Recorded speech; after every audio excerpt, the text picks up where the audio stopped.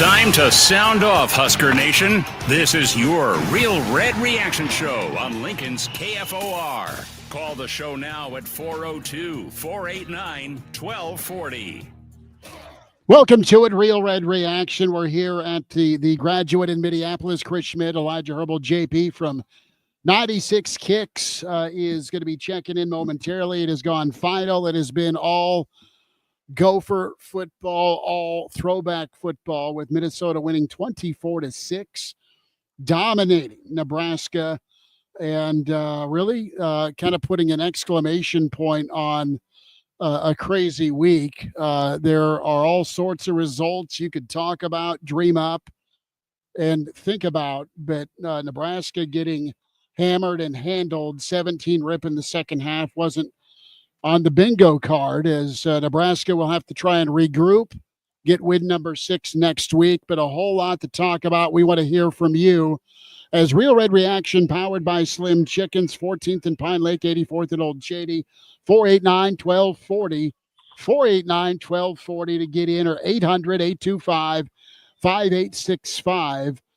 And just had an uneasy feeling about this week. It translated into really a sluggish performance. Part of that, Elijah and JP, Minnesota sucks you into. They make you play ugly. Can you out-physical or match their physicality? You have 8 sacks allowed, 10 total tackles for loss, 46 rushing yards is it. My biggest complaints right now, if I'm a Nebraska fan and they're headed straight for the bar, those leaving the stadium, tackling was atrocious tonight for Nebraska.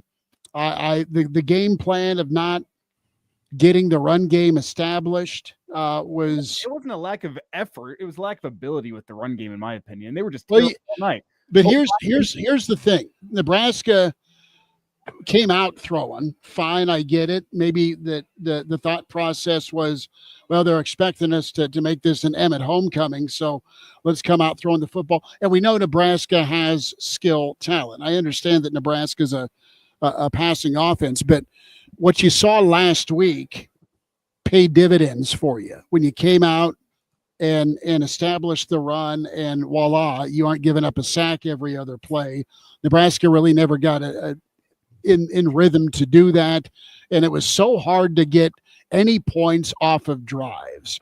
And lastly, I mean, I did the 1 Mississippi, 2 Mississippi, and I know I'm not a great math major, but Dylan Raiola holds the damn football too long, and I know wideouts need to get open, and I know there were tackles who got beat. It was, again, it's all 11, but there needs to be a serious talk from the uncle, from the teammates. There are players open that he doesn't get the football to, and it's a negative play. And a lot of times tonight, it was a negative play on 3rd down that hosed your drive. I mean, it was just a brutal effort. It's Lucy holding the football to Nebraska football fans. Dude, this was predictable.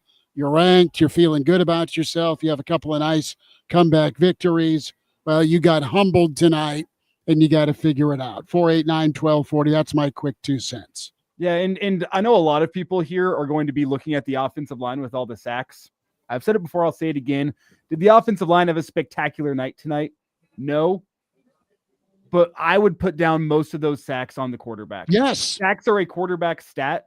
He had time to either find an open receiver, dump it off, check throw it it down, at the feet of an open receiver, check it down to a running back, to a tight end. Again, was the offensive line spectacular? No, that's not a Joe Moore award-winning crew. Fine. You as the quarterback need to understand that, accept that. I look back to last night, Thursday Night Football. Joe Flacco is an old man. He doesn't have pocket presence. That Bengals offensive line is not great.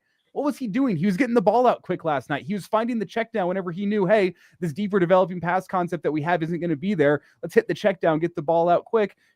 Joe Flacco didn't spend the whole night on his butt last night because he knows, as an experienced quarterback, sacks are a quarterback stat. And if you know your offensive line isn't going to give you 6 Mississippi in that pocket, you got to speed your clock up and get the ball out.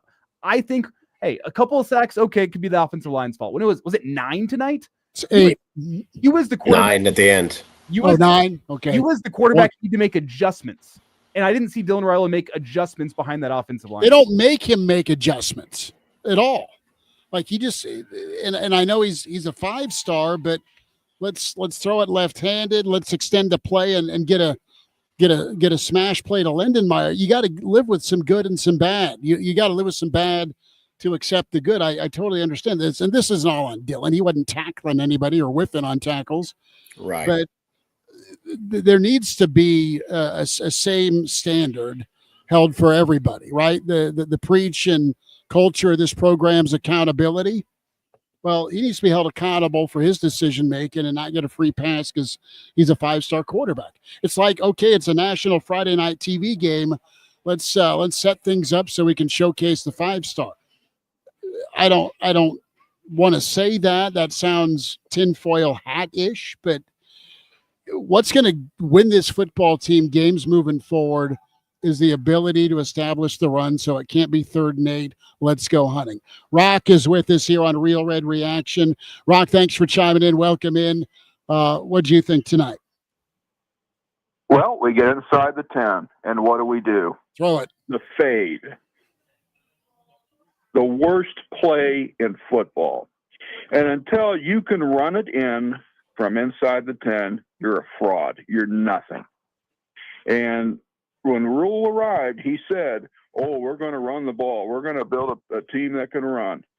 And what we're here in year 3, and what do you got?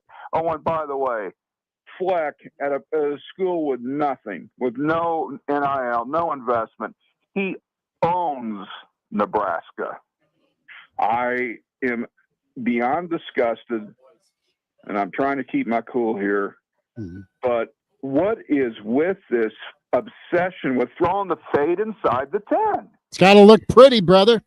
I'm in agreement with you, Rock, but it's got to look pretty to keep attracting the talent. Got to do some advertising. It doesn't look pretty if you don't make it, my man. I know it. But to flip this around, but you're calling it. to flip this around to you, can I ask the question here? Do you have any confidence that Nebraska from inside the 10 tonight would have been able to run the football in? You know what you can do? You can spider 2-eye banana the hell out of it and throw it to a tight end. You can throw a higher percentage completion. There's that, or if you stick with the run, even if you don't get it early, eventually those guys are going to be feeling like bowling pins, and they're going to get sick of defending it. I'd like to see them run 25 consecutive power sweeps. But I'll tell you this, whether you agree with me or not on that, this fade has to go. I agree with you there. I just disagree with Schmidt. Well, just throw a jump ball. I mean, you don't have to be a fade. Just go. If you want to throw the football in, you got it into the end zone last week against Maryland, and it wasn't a fade. It was kind of a little stop route. Let go box out, go get a rebound. You can call that if you want. But this, well, I guess if RC Owens still has eligibility, maybe we can get him. But I'll tell you something else. This point spread was absurd. Yeah, and I saw a lot of Nebraska people this week on social media. Oh, yeah.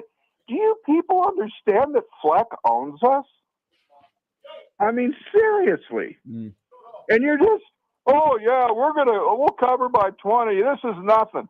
Minnesota should be a joke. I'll tell you, you can laugh at row your boat all you want. Fleck delivers. He wins with very little in assets. He wins. And here we are. I'm not saying we have the NIL of, Penn State, dare we say, but he doesn't have what we have. And he wins. And he beats us every time. He gets it. It's a run game. It's a line of scrimmage, and they established the run game, Rock, early, and they got dealing, and it paid off on that 98-yard drive. He couldn't get off the field. Rock, thank you for the phone call. Yeah. Appreciate you, bud. 489-1240, Real Red Reaction, powered by Slim Chickens. A lot of disgruntled Husker fans. If you're wondering at home, and I know both of you are, Junior has been found. He was MIA for a while. At least he's not wandering in traffic. JP, No. your thoughts on the game? What's that? What do you think? Are we? It was not good on a lot of facets of the game. I really have a hard time blaming. It was a mix of blame between the offensive line and one thing that my wife Caitlin brought up is like, why does the running back keep running into the offensive line?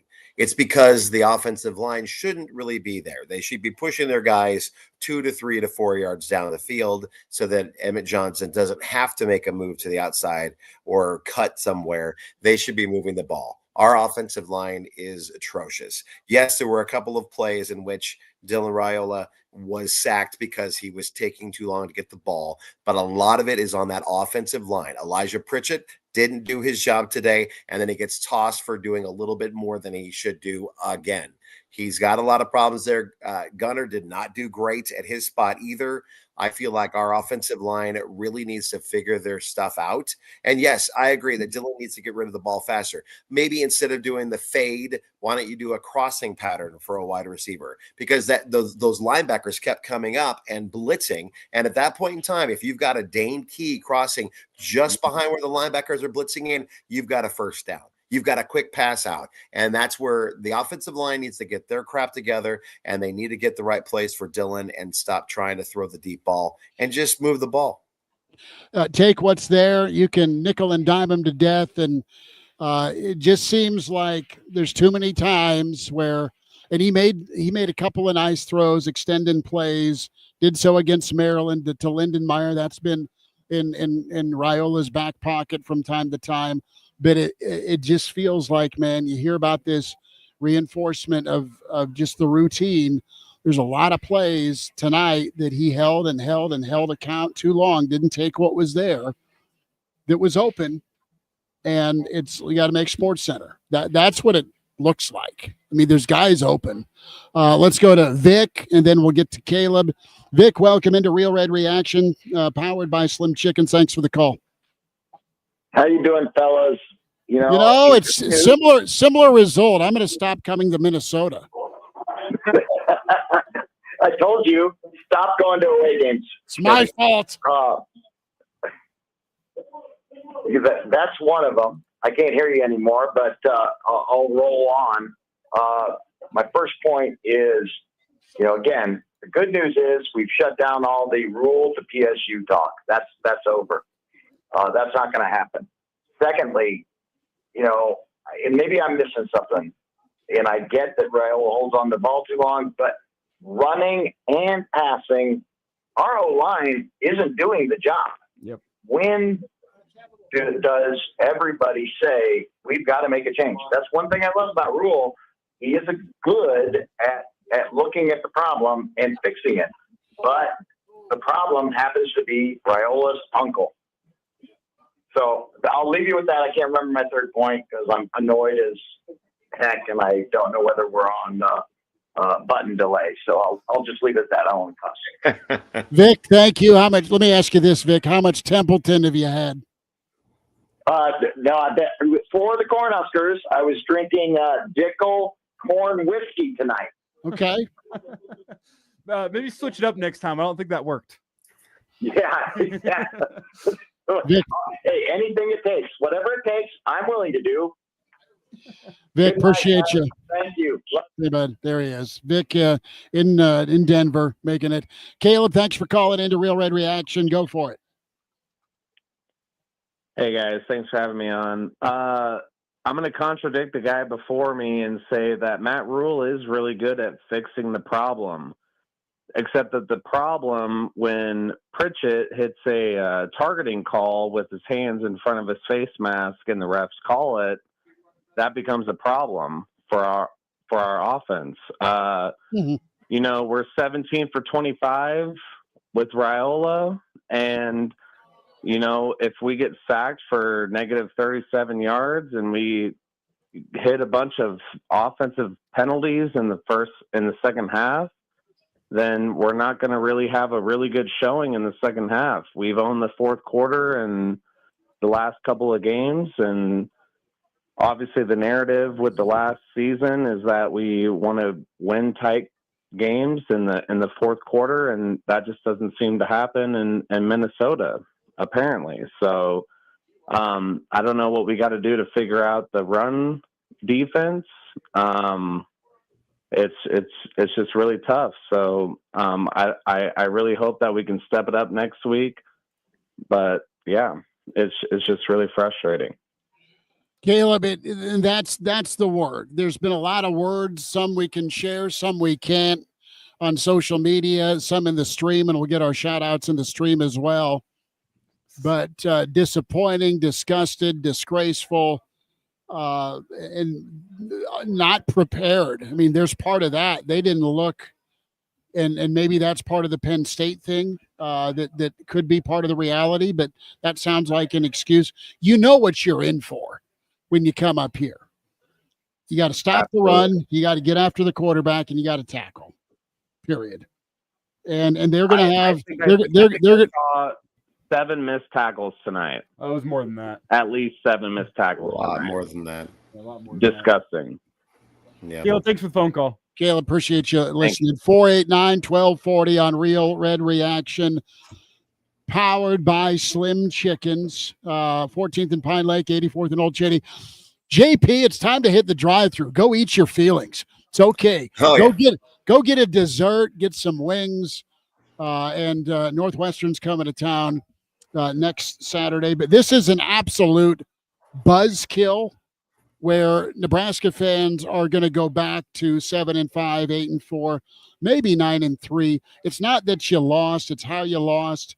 The fact that the line of scrimmage is getting reset when Minnesota runs the football, and the thing that's maddening is, Purdue. You can say a lot of things about Purdue football, but a rushing title contender is not one of those things I'd say. They looked like it last week. They ran for 260 yards on Minnesota. That was after Ohio State did what Ohio State's going to do to everybody.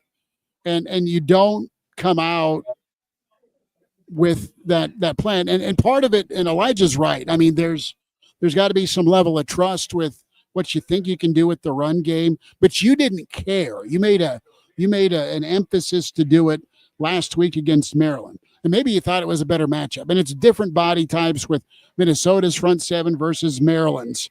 So it's when push comes to shove, it's still about the line of scrimmage. It's still about tackling. It's still about being able to take heat off your quarterback.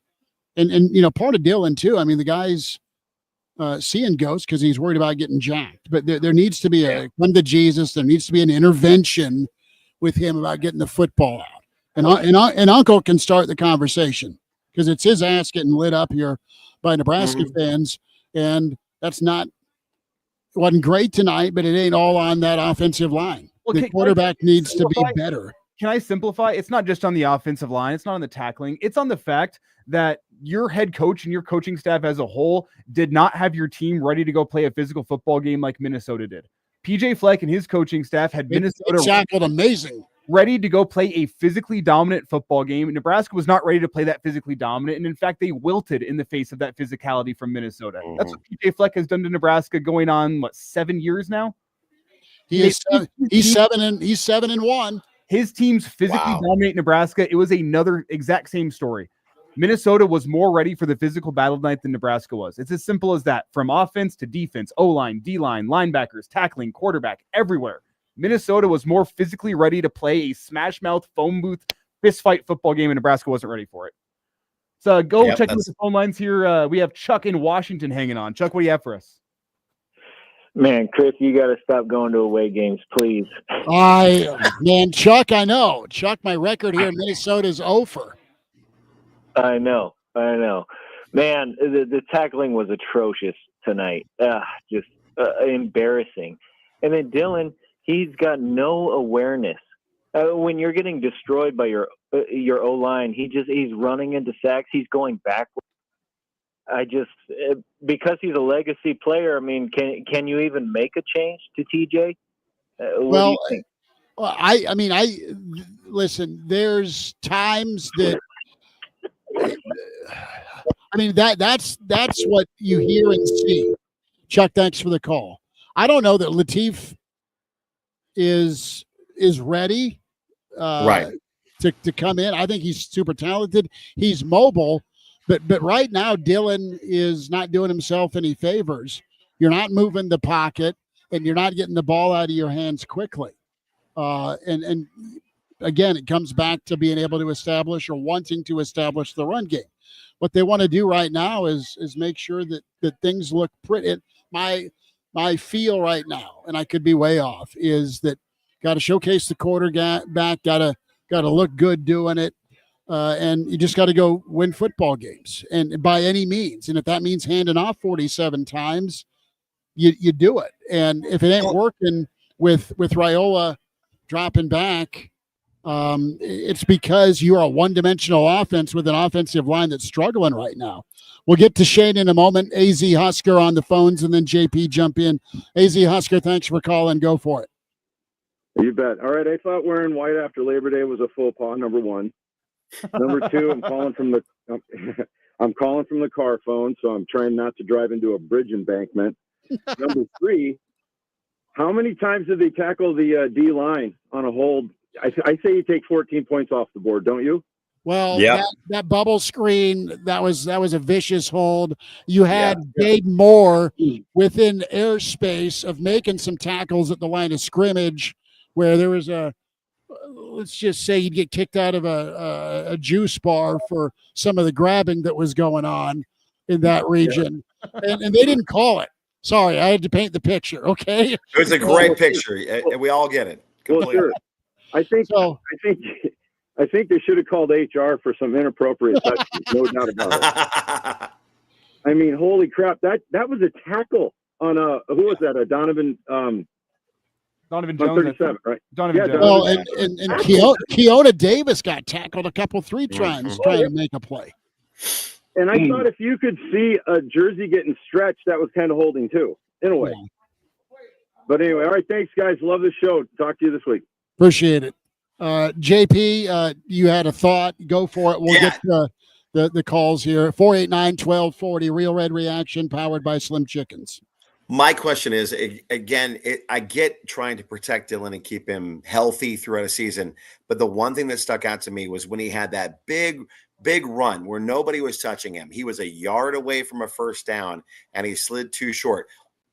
Any other quarterback in any other system would have just dropped their shoulder and ran the guys over and possibly scored there from a couple yards out. Got to protect the franchise, brother. Okay, but that's the thing is like you're never going to get to the next level if you're not willing to take that shot every once in a while. And that was I don't think Minnesota, either one of the defenders that was there near him at that point in time, was going to lay that big of a hit on him that he wouldn't be able to take it. He should have gone for it and got that first down or maybe the touchdown, and that probably would have changed a little bit of the momentum into it. But yes, the defensive lineman getting tackled and not being allowed to make a play on that bubble screen screwed us, and just our offensive line was not good today. I didn't think the refereeing was great. We'll get to I believe it's Shane. Yeah. We'll get into a second.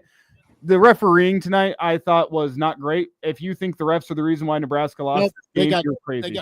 They got dominated. Yeah. They got dominated physically. You can't put it on the referees. You have to do your job to win the game, and if you don't do your job to win the game, you can't blame it on the refs. You've got to dominate. You've got to do what you got to do to beat a team like this and go in there and play smash mouth football. It was the difference between their offensive line was getting big pushes forward 2 to 3 yards every time they had the ball, and our offensive line was getting stopped, and Emmett's running into the back of the offensive line. That's where it breaks down to, is we're not physical enough to be able to move the line like they did. Shane, welcome into Real Red Reaction. Thanks for calling here, and floor is yours. Go for it. Thank you, gentlemen. Kind of a sad evening, but I just want to, address one thing about Raiola. I think, and I don't know, I didn't do a lot of research, but this might be our only 5-star quarterback we've ever had at Nebraska. The only drop back in the pocket, legitimate quarterback. Okay, I'm not saying that we ran an illegitimate offense. We were incredible as an option team, right? Mm-hmm. But I played on the line, guys, and if my quarterback got hit or pressured in any way, it was not his fault. And it was my guy running by me, either blocked or unblocked. It was not his fault. I just want to make that clear. Right. The people who are saying that it's the quarterback's fault have never played football. Okay? Right. Second, I will acknowledge Raiola has the slowest first step I've ever seen. It's like he's playing in sand, and the rest of everybody else isn't. But, fire the line coach. Let's get real here. We brought him in, Rule, to help our culture. This guy was the culture guy, right? He's and I've never liked the third season thing, right? But and here we are. I just want to ask him, why you and Donovan and Holgerson all thought that line was the right line to put out there in the Big Ten. I mean, I don't think, and I don't want to be that guy, but here I am. Northwestern will probably, it'll be a scrappy game like Maryland. But Shane, let me jump in here real quick, partner. I'll say this. You had Rocco go to the tent and then go to the locker room with some sort of dislocation on his hand that happened a week ago. So you're down a starter there. You're down Pritchett on the left side with that BS targeting call. But the point of it is your game plan going into this didn't do your quarterback any favors. No. Sure. Minnesota fan taunting right now as he walks by screaming, "Go Big Red." Shane, we'll see how they look next week against Northwestern. It'll be a come to Jesus. There needs to be an intervention about 1 Mississippi, 2 Mississippi, 3 Mississippi. Get it out of your hand. Our friend Tim Brando just walked by it, said hello to KFOR, and says tough one tonight. And Timmy's headed up to his room. But thank you much, Shane, for listening and calling. Have a good one. Let's get to Theo. Theo with us here on Real Red Reaction. Theo, thanks for calling. Go ahead. You bet, guys. Hey, I'm like most of you guys. It was kind of embarrassing tonight, but hey, let's be honest. Especially Schmitty, we lived through the '90s. We know how it used to be, but it's just hard to win in college football tonight. Ask old Cristobal. Miami, great team. To win, to just be on point every night, it is tough. And I mean, it was disappointing. Of course, we can point at the distractions. Now, I'm going to say I am very happy that Rule is here. I want him to stay, and because we know everything that he's doing culture-wise from the inside and what this program looks like. Now, for those people from the outside looking at this, I will tell you this: the Penn State boosters are probably not going to be giving old Rule a vote of confidence anytime soon. If anything, PJ Fleck should be on Penn State's short list because that guy can coach. Guys, let's face it, we got out coached tonight. Yep. It happens, but I still love Rule. I'm glad he's here. We will get there. These games happen. So talk to you guys later. Thanks for all the work you do. Appreciate you, Theo. Thanks for your time and insight as well. And 489-1240 to get in. Yeah, you're going to have these happen in the Big Ten, and you're going to have them happen. It is such a grinder of a conference, JP, but you gotta be ready to fight. They didn't look ready to fight tonight. Yeah. They didn't look interested in fighting. And that's the thing that you didn't think you'd really see rear its ugly head again. Yeah, I was expecting a lot more out of this, and that to hear that Rocco went to the tent and was out, and then of course Elijah going out. The fight was not there for the guys to come in and step in and replace those guys on the offensive line. And I think our defense did the best they could. It's just for some reason there were moments where they just were not as dynamic as they have been in the last couple games. It felt like they were on the field they were on the field all that second half. I mean, you're going three and out, and you never got any rhythm. Elijah, who do we got, partner? We have Tad in California on the line. Tad, the floor is yours. Thanks for Real Red Reaction calling us. Go ahead. Thank you. Guys, we are a mid-football team, and I want you guys to just know that we are only as good as our running game goes, and we struggle to do that. But I just want you to know that I feel confident in what Rule's doing, and that we need to do the right things, which is to surround our quarterback with the right type of athletes and the right type of game, which is pound the football and dink the pass. But we have to have the foundation of running the football and running the football with great offensive linemen, and then big offensive defense with the fast guys like number 15. But we are still in it. We just got to regroup and get our crap together for the Bad News Bears. Thanks a lot. Tad, appreciate you. Thanks. Yeah, I mean, I think the Penn State part of this equation is now quiet for sure. Two, you have a call on Monday's presser about the investment, the rosters. $30 to $40 million is what rosters are going to cost. And you need to spend it to make it, so to speak. Then there's PJ Fleck, who fights off the talent he sends to the NFL now legally getting rated. And he doesn't care. He's lost to Cal, not good, but they've gotten better. This team, it'll be interesting to see if Nebraska can suck this up and get better, because you got a lot of November left in front of you that will determine how people are feeling about you. And you got Northwestern next week. But you got to look yourself in the mirror on it. Who's with us, Elijah? Scott's on the line. Scott, thanks for Scott was. And Scott was like, Is this Scott? Yeah. Okay. Scott, the floor is yours. Thanks for calling Real Red Reaction. Go for it. Oh, man. 6 years in a row I live in Minnesota. I got to deal with another year of not being able to beat PJ Fleck. I don't know. I think the previous caller said it too, but gosh, we just didn't, from the first snap, I didn't think we looked like we had any energy whatsoever on defense or offense. We looked super lackadaisical. Just did not look prepared to play at all today. It was just disheartening from the snap. Actually, I'm a little negative maybe too, but I think I'm probably the only person in Minnesota that thought that, or the only Husker fan I know that didn't think we were going to win today, just because I know we're not a physical team. I've been begging for physicality to come back since about 2005, 2006, something like that. We've just been kind of a finesse football team ever since then. It's like, you're going to get back to where we want to be. I'm not saying run the option, any of that kind of stuff, but you got to be a physical football team. And we're just not, we haven't been that for such a long time. Super disheartening.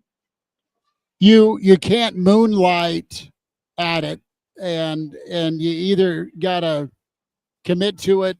And can you commit to being a physical football team with kind of a pass first offense? And, you know, right. and I love Dana. I mean, I'm a big Dana guy because of the Leach tie, but right.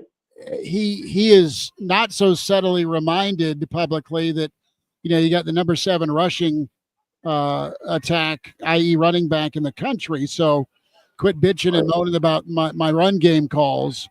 That being said, it just seemed like you wanna win a certain way, and I do believe him when he says this is what I think our guys can do best.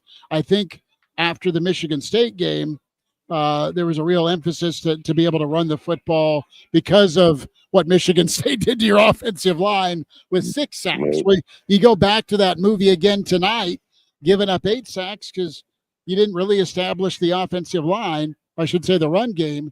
So I think Dana's in a bit of a tough spot with what are they okay at running the football wise. And it looked like some of the counter stuff was working, Elijah and JP and Scott.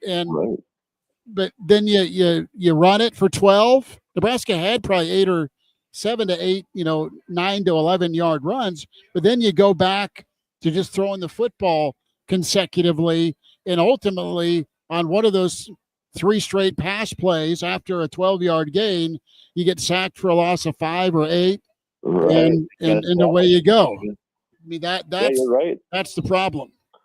I know, and that's what we've been seeing. It just seems that they don't want to commit to the run. And I mean, Matt Rule said, I don't know if you heard the press conference, but he said it 3 or 4 times. He's like, they're the most physical. They were the more physical team. And I've been saying that for 15 years. Like, you got to get more physical and you got to commit to it. But you can pass out of that. I mean, you can get physical, establish the run, obviously run your play action and all those kind of things. But I just don't see that commitment that we need, especially in the Big Ten. Well, and you got to be able to be good at it. And if you're going to be a pro-style pass offense, you need NFL offensive linemen, man. that would help too. Thanks for taking my call. Scott, appreciate the phone call. I will say with the running game, I think, Danny could have committed to it more. One of the reasons why they found success, in my opinion, was because Minnesota's defensive ends were pinning their ears back, getting upfield, trying to get after Raiola because they knew they had good opportunities to beat the offensive tackles and get to Raiola. I think it helped the rushing attack.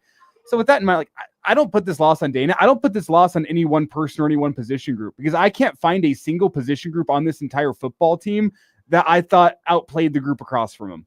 I thought the offensive line got their tails whipped. I thought the running backs, you compare it to the running backs of Minnesota, Darius Taylor absolutely outplayed any running back Nebraska had. Dylan Raiola got outplayed. The wide receivers got outplayed. Nebraska's defensive backs got outplayed. The linebackers got outplayed. I mean, you didn't have to. I will say that fine. I will say that Archie didn't get outplayed because he punted great. Well, and how about a middle finger? How about Malachi Coleman catching a 15-yarder first or second play of the game? Yep. That was definitely a play call on purpose to make sure we all know where he was. Yeah, football fan, here from the get-go on the stream. We'll get to your stream comments. I'll do a better job of that. You're listening to Real Red Reaction, powered by Slim Chickens here on KFOR, KFORnow.com. We're here till about midnight live on the radio, and appreciate you choosing to check in here with Real Red Reaction. We have one quarterback. It's QB2. Eric says got punched in the mouth and curled up into a little ball. Team with no heart or self-respect. Yeah, they didn't like getting physically challenged like that. Brian checks in.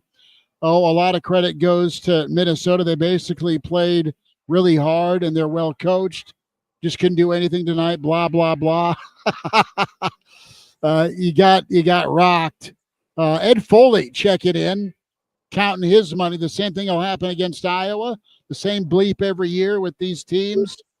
Ed holding a grudge against Rule. And for those listening at home, no, that is not the real Ed Foley. It's the parody account. Duck says the fat lady is singing loud and clear in this one. Black Hills Brennan checks in. Somebody needs to ask the hard questions. Why haven't our O-linemen developed? Why did you take the easy hire of Butler?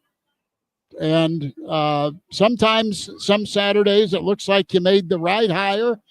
Tonight on a Friday, no. It looks like there's a lot of work that needs to be done. And there's one more question that needs to be asked. Your hire of a developmental defensive line coach, a guy that's never been a full-time defensive line coach in his life.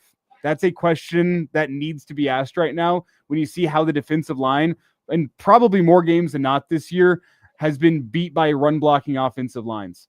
Well, and I think I have the answer. I mean, you're making some of these hires to acquire and attract more talent. Okay. What's your priority on the hire? Are they great at teaching and coaching and developing? Or can I as a head coach hire a guy I think fits well? I can mold and groom him with what I want, because Rule's a D-line guy. And oh, by the way, he's been with the Chiefs. So he's got a good relationship with Dawson Merritt's dad. Right. I mean, again, back to there's some branches that shoot off here, not just the main thing. Can the guy teach? Can the guy coach? What's his specialty, right? Is he a recruiter? Is he a great technician as a coach? Is he a wonderful teacher? I mean, you need all of that right now. And really, you are in a world of college football where it is week to week, and not to make you feel better about getting rocked tonight because you got dominated if you're Nebraska, but Miami, I mean, they peed the bed tonight against Louisville. There's no excuse for Miami with that payroll to lose 24-21. Right. It's not okay for what happened to Nebraska. Nebraska's at a certain level where they have some parts here and there of pretty high end and high level talent. They're lacking, but they're nowhere near what PJ Fleck goes and gets, coaches up, somehow keeps with a limited number and dollar amount.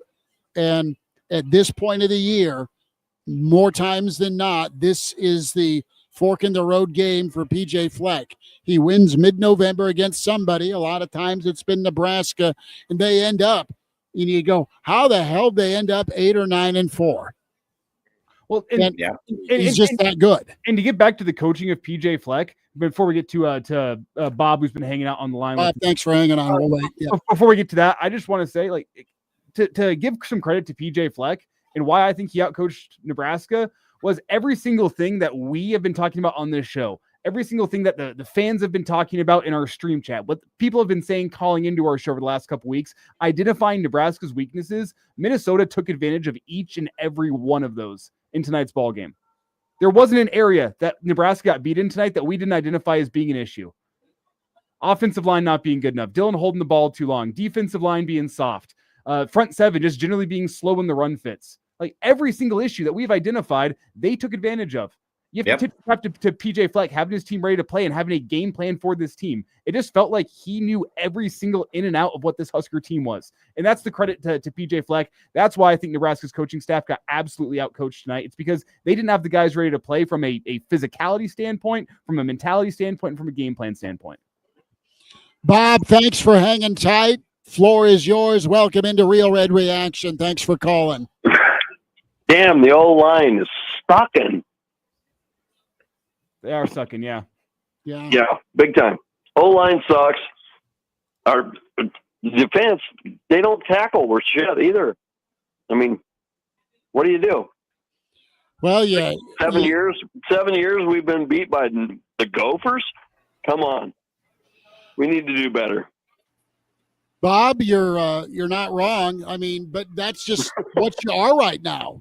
Nebraska's not as good of a football program as Minnesota. Head to head, they're a better program with all the bells and whistles and toys and 5 stars and 4 stars and portal acquisitions. But when push comes to shove, and you're in a bar fight, PJ Fleck's team's going to win the bar fight. Yeah, and you have the weapon in hand. Nebraska doesn't have the money because they spend thousands, millions to make this program good, and it isn't. They spend millions more than Minnesota. They spend millions, not just millions, millions more than the team that just embarrassed you tonight. Mm-hmm. Exactly. It still comes down to being the toughest guy in the bar, right? Bob, thank you for calling, bud. Appreciate you listening. Right. Have a good one. You too. Bob was just voicing and venting that of many Nebraska fans. How does and why does it happen? And there's a lot of things we can dive into. You've got the fact that Nebraska's probably feeling pretty good about themselves going into this. You beat Michigan State, you beat Maryland, and you've had some success that you haven't had for a while, and maybe you start feeling yourself a little bit. You've got the Matt Rule to Penn State stuff that is there, but when push came to shove, Nebraska was not ready to play football. I have no doubt that Nebraska hit and probably tried to be physical this week in practice. They do it every week. Matt Rule's not a soft football coach. Nope. He tries to prepare them the right way with how they go about it. And from a game plan standpoint, there just still seems to be a want to versus have to. And you have to be able to be a team that can run the football and take heat off your tackles and your quarterback.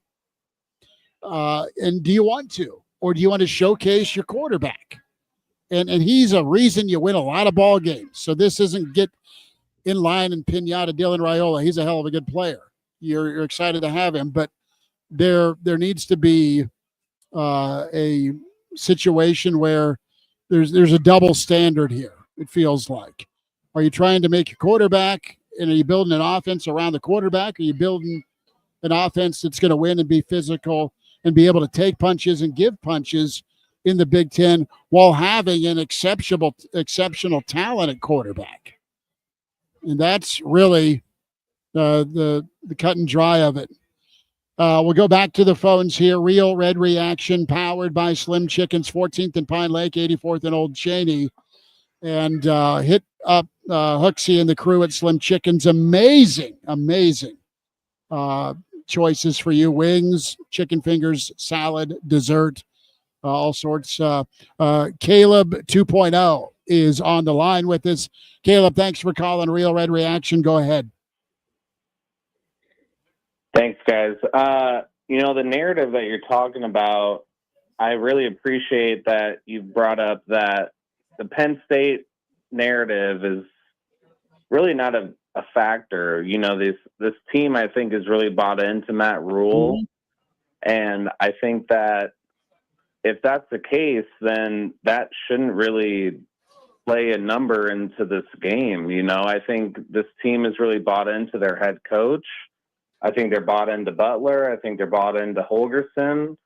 And if that's the case, and the physicality at practice has continued to be the stride of the season, then why were we out physical tonight?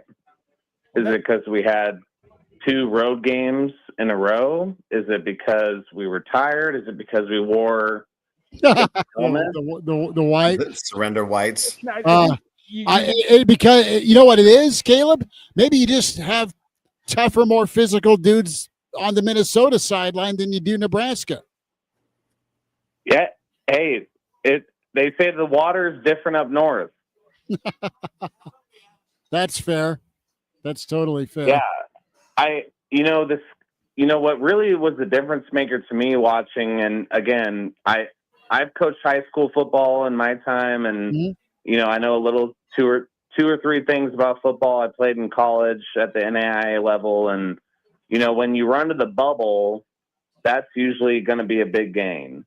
And it seemed like Holgorsen had a couple bubbles in their run game when we pinned them in the 2-yard line on that punt. Mm-hmm. They called an audible. We didn't shift. Mm. They ran to the bubble on the right side. I think they called an ISO to the left and the audible to the right. And I think it's just those little details where we're not adjusting that really made the big difference on the run game. Again, we had a lot of missed tackles tonight, missed assignments.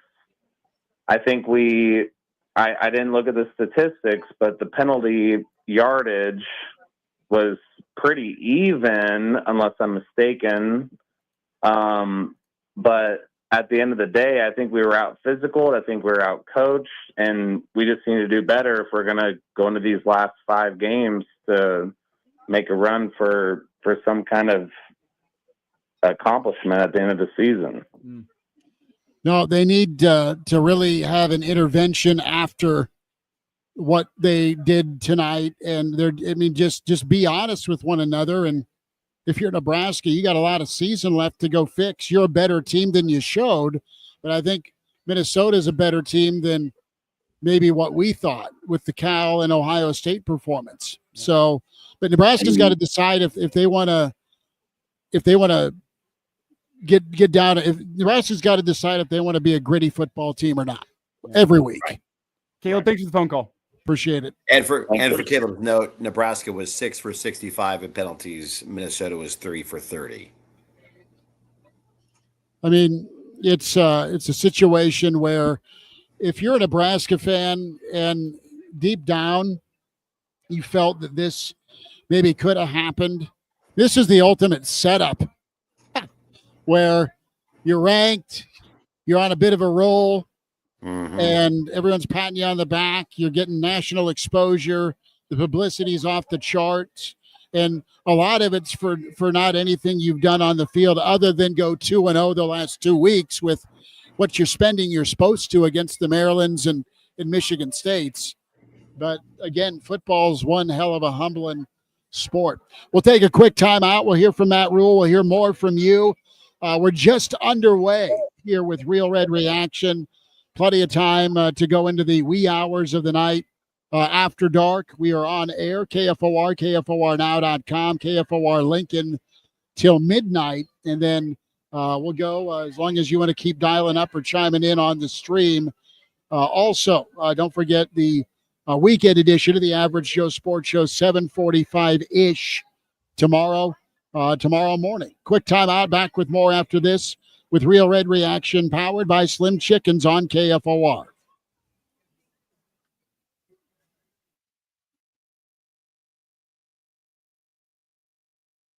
Still going for it, even with higher stroke risk from atrial fibrillation and a regular heartbeat not caused by a heart valve problem. Over a 3-year study, Eliquis apixaban tablets reduced stroke risk better than warfarin, and over 97% of Eliquis patients did not experience a stroke. A first stroke occurred in 2.9% of warfarin patients versus 2.3% of Eliquis patients. Don't stop prescription Eliquis without asking your doctor. Stroke risk may increase. Eliquis can cause serious and potentially fatal bleeding. Don't take if you have an artificial heart valve, abnormal bleeding, or antiphospholipid syndrome. While taking, you may bruise more easily or bleed longer. A spinal injection increases blood clot risk, which may cause paralysis.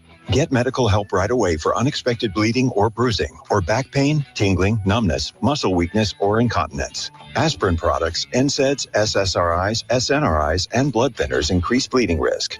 Tell your doctor about planned medical or dental procedures. Learn more at Eliquis.com or call 1-855-ELIQUIS. Cashback is not available on gas in New Jersey and Wisconsin. $5,000. That's the average amount of money people in the U.S. are now spending on gas in a year. $5,000. That's crazy. If you drive, you have to download Upside, the free app that gives you cash back every time you get gas. That's right. You can earn real cash back with Upside just by buying the gas you're already buying. You can literally start earning cash back today. I use Upside every time I fill up, and I've already made around $300. You're putting gas in your car anyway. Why not get real cash back? If you like free money, download Upside. I'm saving the cash I earn from using Upside to help pay for a vacation later this year. Download the free Upside app now to earn cash back every time you buy gas. Use promo code MILE to get an extra 25 cents per gallon on your first tank. You can cash out anytime right to your bank, PayPal, or a gift card for Amazon and other brands. Just download the free Upside app and use promo code MILE for a 25 cents per gallon bonus on your first tank. That's code MILE for a 25 cents per gallon bonus.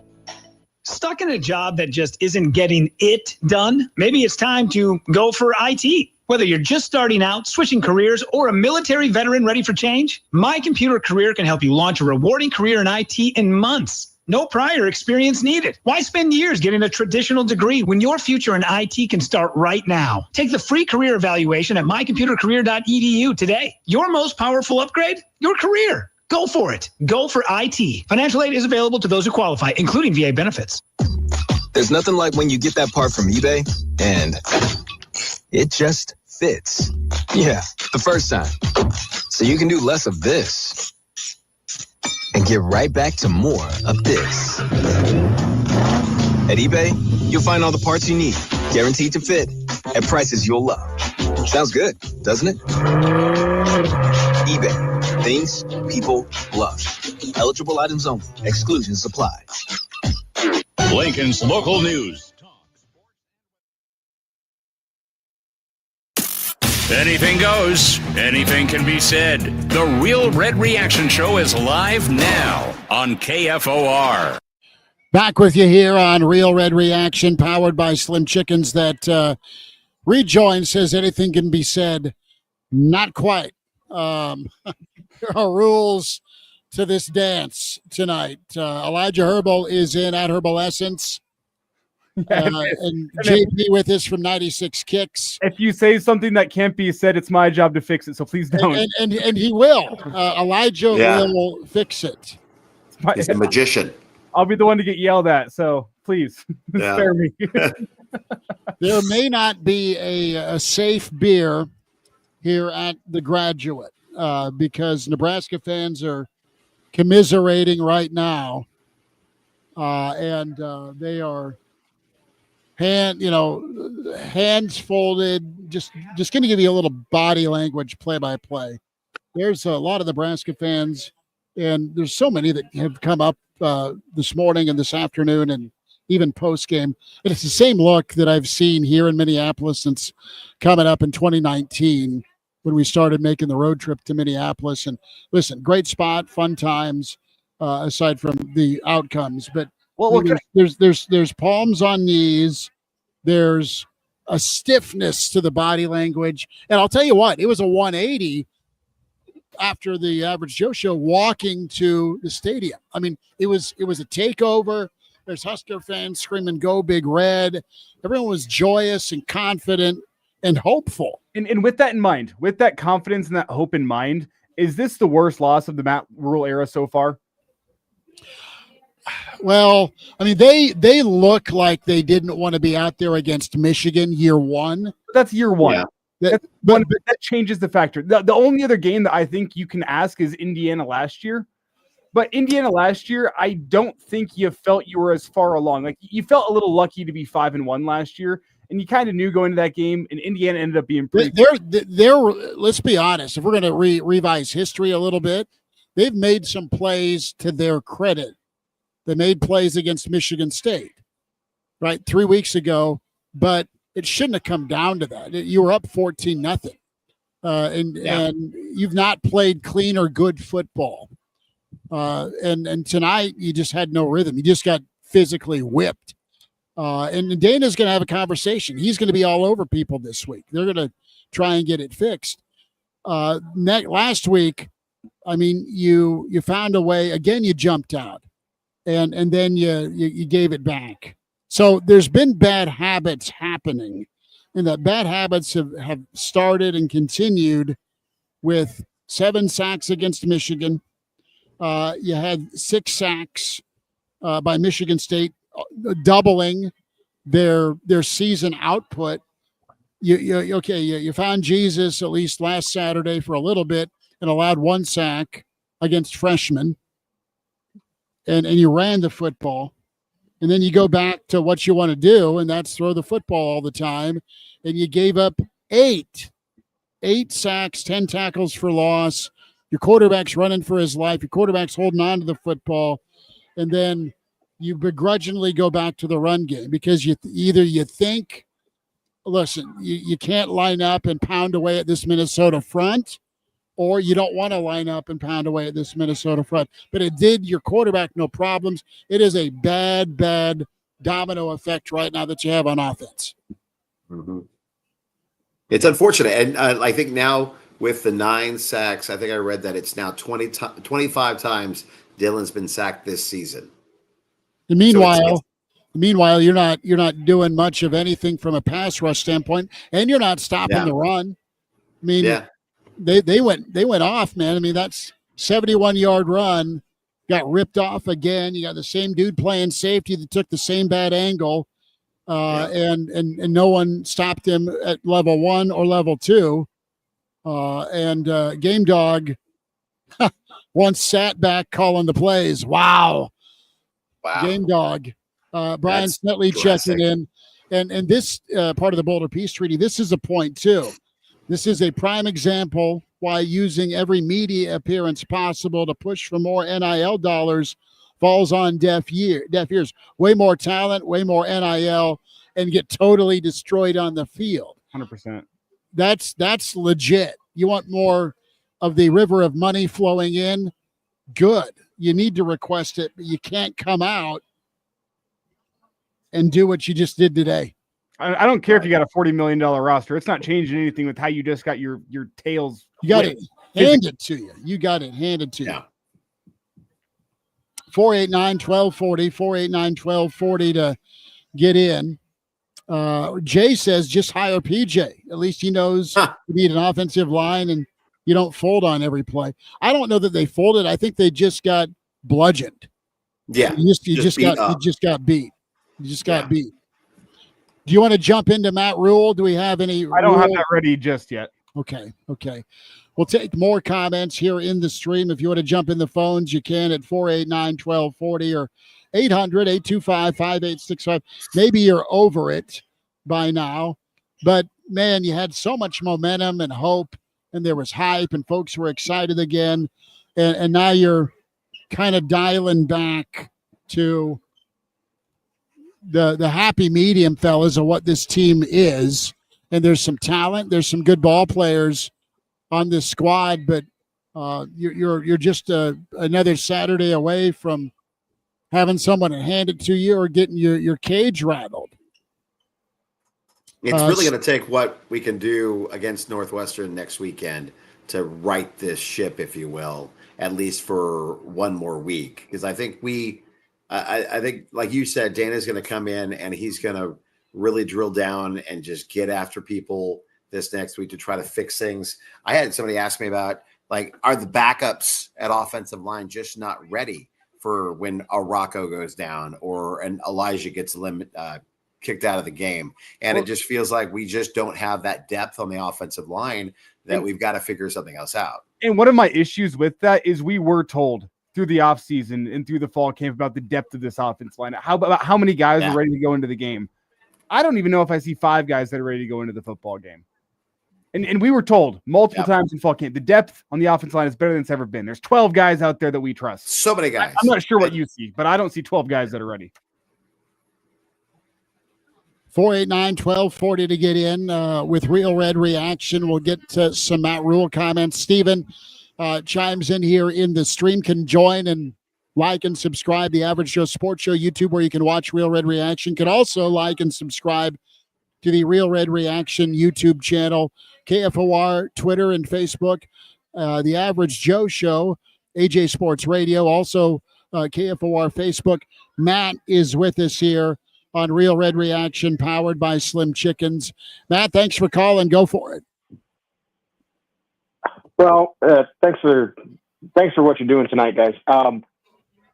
I watched it until I had to shut it off in the fourth quarter. I couldn't take it anymore. What I noticed, this is something that I think has to be said.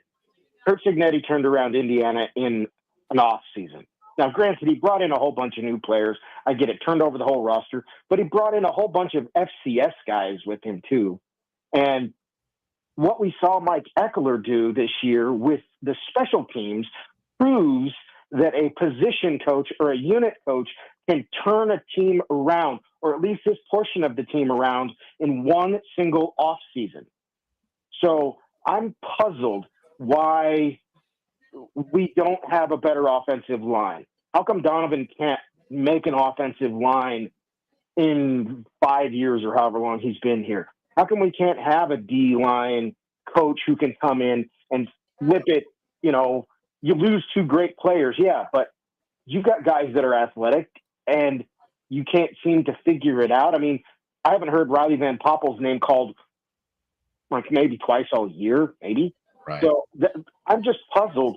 Mike Eckler is what all of our coordinators should be.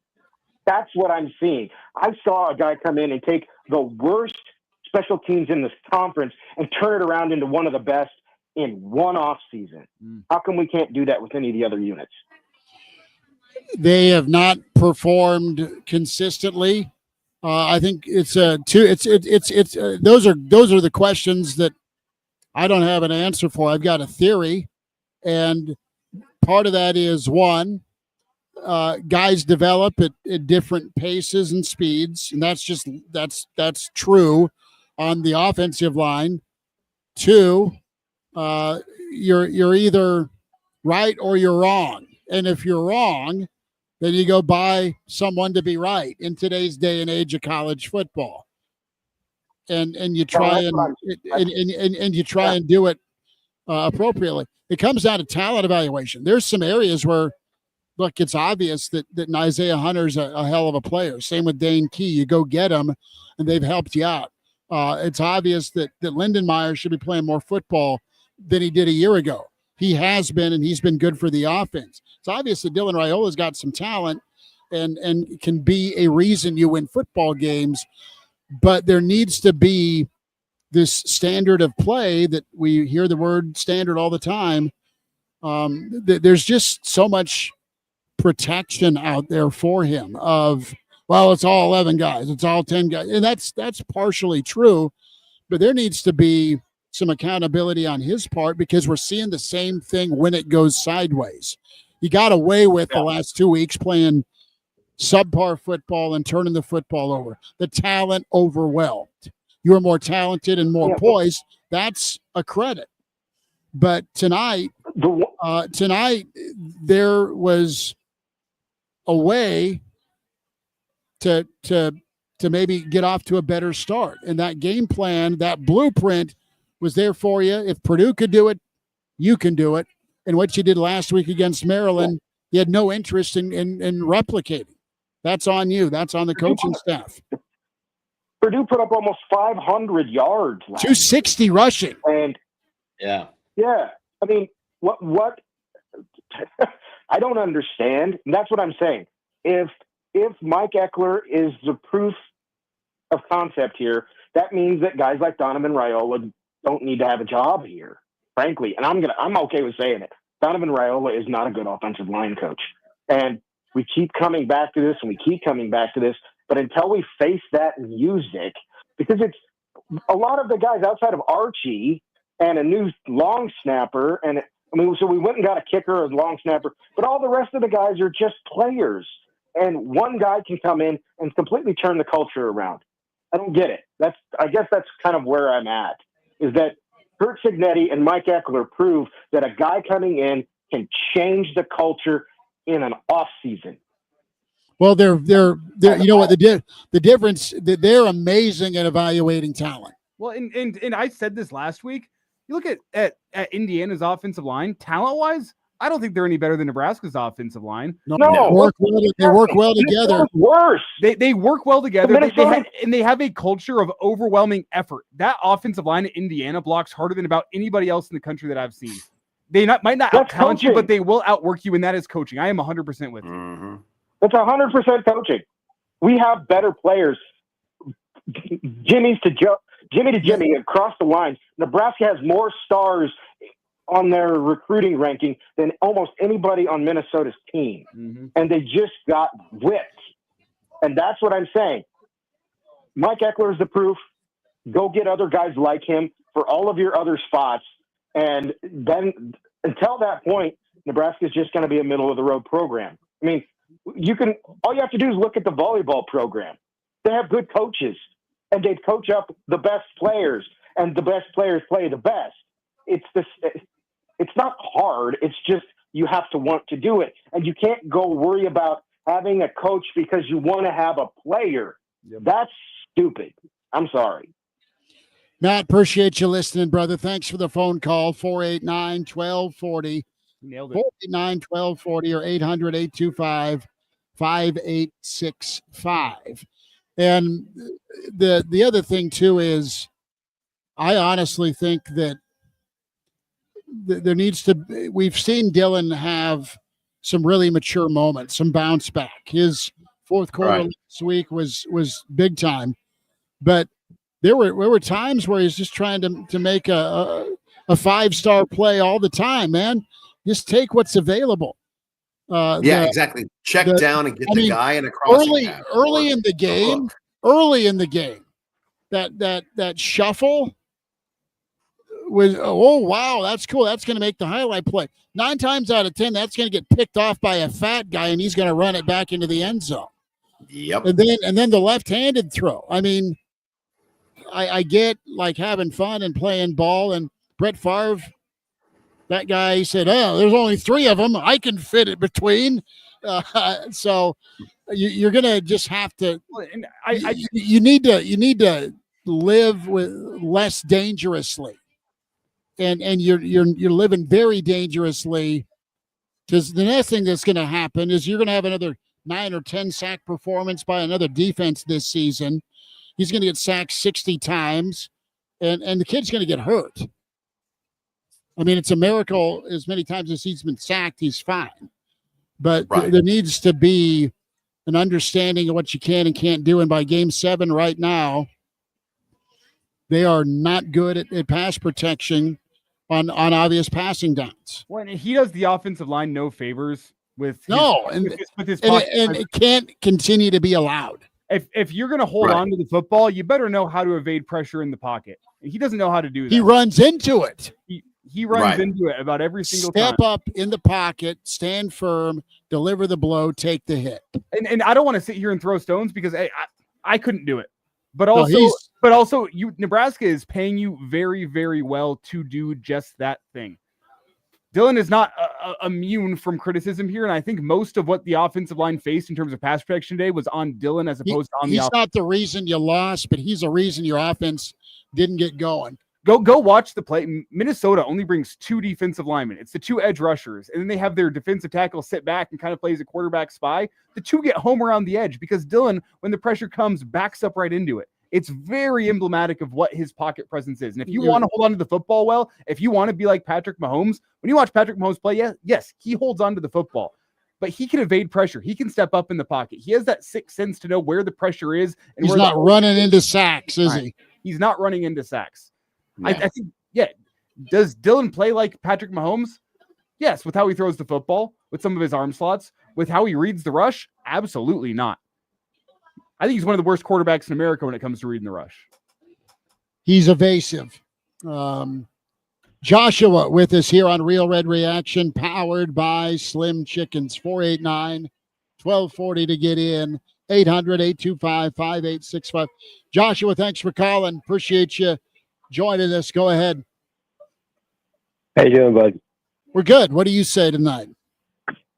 So I have a question about the last press conference.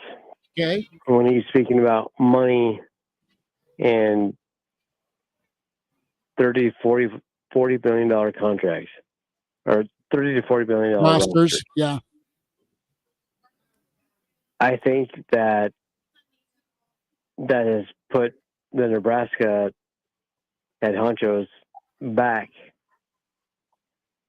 And okay, so we'll give you some more money, but you have to agree to a new contract extension. Well, I believe that it's been harder to drill for more oil. Okay, I think it's been harder to drill for more oil if you're Nebraska. I agree.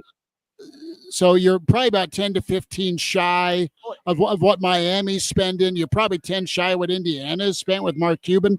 But if you're if you're a rich guy, are you going to give money after tonight? No, what tonight feels like is it feels like your uncle who's got his harebrained $1 million business idea that just needs a $10,000 investment to get it started, and you know it's never going to work out. That's what it feels like after tonight. You're better setting it on fire. It's listen to my $1 million business idea. If you just make a small investment in me, I'll make your money back tenfold. That's what it feels like after a performance like tonight. Meanwhile, you wrecked Dad's yacht and he can't retire. Shooting a music video. Hold on, guys. Hold on. Hey, before tonight, how does Indiana have more money to just blow than Nebraska does? Well, they're not blowing it. The guy's 17-2 and it's going back to the playoff, and he's really good at evaluating talent. When that guy says, I need more money to win more games, you believe him. And he's shown you. We thought that guy was a joke at the press conference 2 years ago. Well, we all weren't really ready for the old SIG effect. Some of us have gotten in line and said, you know what? This guy is kind of a cranky old bastard, but he's good at what he does. He was not wrong. He called his shot and he hit it. Mm-hmm. You're absolutely correct, but I do not want him the head coach of Nebraska. Thank God he will not ever be. But I don't want him anywhere near Nebraska. Don't worry. He's got $93 million and he's a happy guy at Indy. We're safe. Joshua, we'll see how it looks next week, and we'll see if Nebraska can look in the mirror and fix things. Appreciate you listening, man. Thanks for the phone call. Take care. Thank God. Thank you. Gopher fan continues to taunt. They love doing that. they love doing that, and they yeah. love kind of walking around the old lobby here in the Graduate, their home turf. Are they carrying the broken chair trophy around mockingly chanting "Go Big Red"? Yeah. More comments here in the stream as Jericho checks in, says, come Monday, Nebraska's media will tell us how they're still good and can totally win out. Tonight, put them in real danger of getting to 7 or 8 wins. Well, it's just that the style in which Minnesota beat you gave me little confidence for a game like Penn State. It gave me little confidence for a game like Iowa. And I also look at that USC game and I say, well, their defense is bad, but Nebraska is going to make that pass rush look elite. And I think they can go put up 40 points in your defense. So I said there's at least 3 more losses, overreaction based on the night, that I'm chalking up where I go, that's a loss, that's a loss, that's a loss. The old quarterback whisperer, Lincoln Riley, may not call a pass in Lincoln.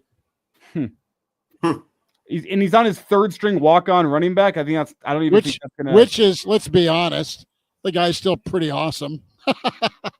Yeah, it was true. 489-1240 to get in, 489-1240 to dial up.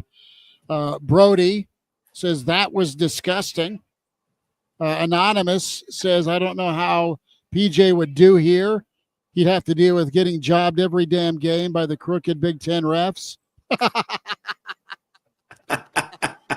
That's pretty good. As we're in the stream and on air, KFOR, KFORnow.com. Dave, you're right. Playoffs. Let's do, who was the old Colts coach? Jim Mora. Playoffs. Jim Mora. Playoffs. That always runs through my head. Oh, yeah. When someone mentions playoffs. So Sand Hill Quest says 9 bleeping sacks. Why don't they like him? Probably because he holds the ball for 7 seconds. Where are we at with Rule? I'm waiting for the next break to get it ready to go. Do we need to take one? If we want to have Rule. Yeah, let's take a timeout. Let's hear from Matt Rule. Let's get some sort of explanation. Tiger Shark Diver says Nebraska got their A's kicked. Tim Check It In says we're going to have an extra day to get ready for Northwestern. Sure would like to think the boys turn it around and get number 6 after that, but who knows? Frank says therapy. Frank, brother, we're not charging for any couch time tonight. Nope. We take donations. Yeah, that's true. There you go. Tuck, not happy. Outcoached, outplayed, can't block, can't tackle. And you have MJ. This team knows Rules leaving and played like it. Their heart has been smashed. I don't know that they know he's leaving. And I don't know if he knows that he's leaving, but if no, he's absolute. There's no way he leaves. No, he's not hireable after tonight. No. And quite frankly, the leverage also got tossed out the window. Yep. Moonbot is back in, says, I hope somebody asked Emmett how he felt getting his teeth kicked in by a team that didn't. Wow. Man.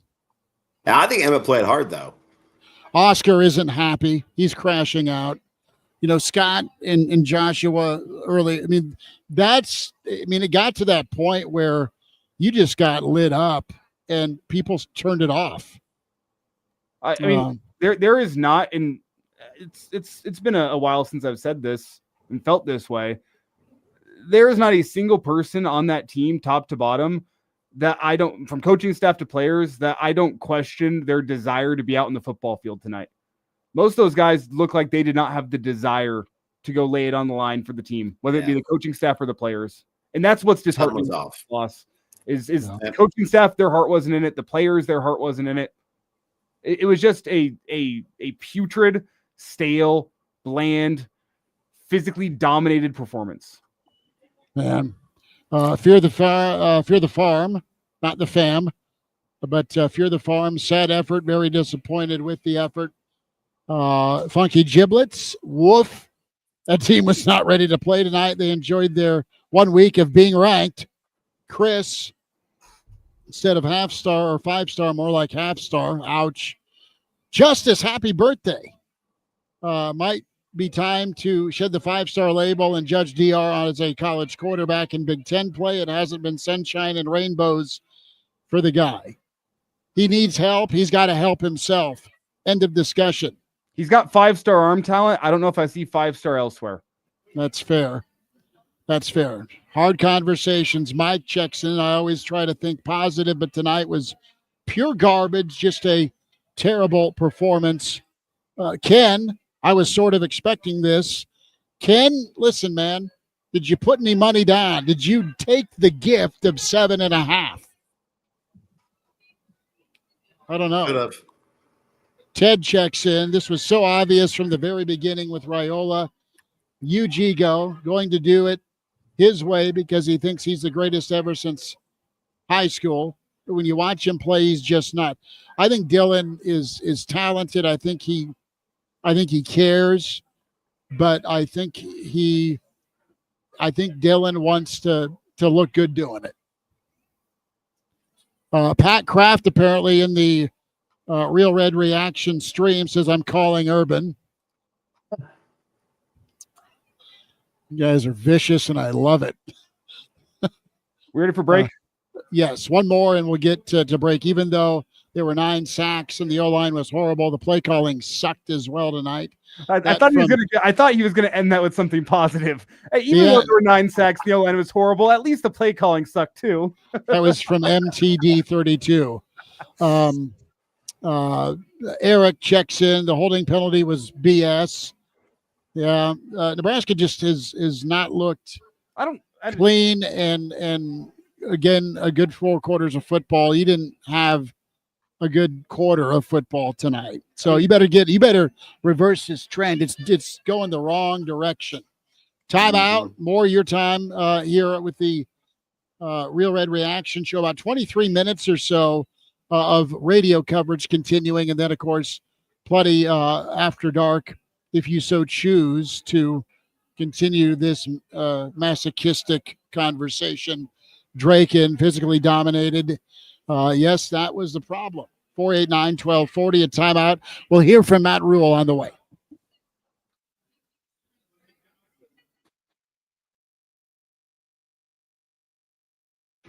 Remember when they used to ask, what do you want to be when you grow up? At Bank of America, we ask every day, what would you like the power to do? When you work here, you help build businesses, inspire communities, and forge legacies. And now we've raised our U.S. minimum wage to $25 an hour. So the opportunity to do more also comes with competitive pay. Learn more at bankofamerica.com/25. Bank of America, proud to be an equal opportunity employer. Wesley Financial Group is not a law firm. I'm Chuck McDowell, the timeshare cancellation guy. In 2011, I founded Wesley Financial Group with one goal in mind, to help honest folks out of their timeshares permanently. Today, I run Wesley with my 2 sons, a real family business, treating every client and every employee like we'd want our own family treated. That philosophy has helped us grow into the largest, most trusted timeshare cancellation company in the United States. Fortune magazine even recognized us as one of the best places to work. Why? Because we genuinely care. In fact, some of our former clients were so moved by their experience working with us, they joined our team so they could help others to timeshare freedom. If you're stuck in a timeshare, give us a call. Let our family help your family. Call Wesley now for your free timeshare exit kit. 800-549-8866. 800-549-8866. 800-549-8866. Stuck in a job that just isn't getting it done? Maybe it's time to go for IT. Whether you're just starting out, switching careers, or a military veteran ready for change, My Computer Career can help you launch a rewarding career in IT in months. No prior experience needed. Why spend years getting a traditional degree when your future in IT can start right now? Take the free career evaluation at mycomputercareer.edu today. Your most powerful upgrade? Your career. Go for it. Go for IT. Financial aid is available to those who qualify, including VA benefits. This is the story of the one. As a maintenance supervisor at a manufacturing facility, he knows keeping the line up and running is a top priority. That's why he chooses Grainger, Because when a drive belt gets damaged, Grainger makes it easy to find the exact specs for the replacement product he needs. And next day delivery helps ensure he'll have everything in place and running like clockwork. Call 1-800-GRAINGER, click Grainger.com, or just stop by. Grainger, for the ones who get it done.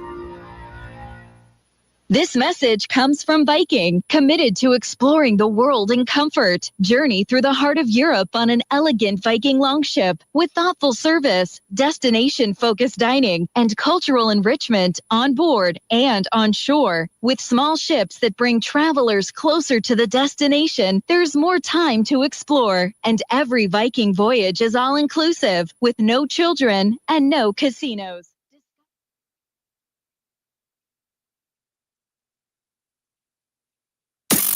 This is the Real Red Reaction Show.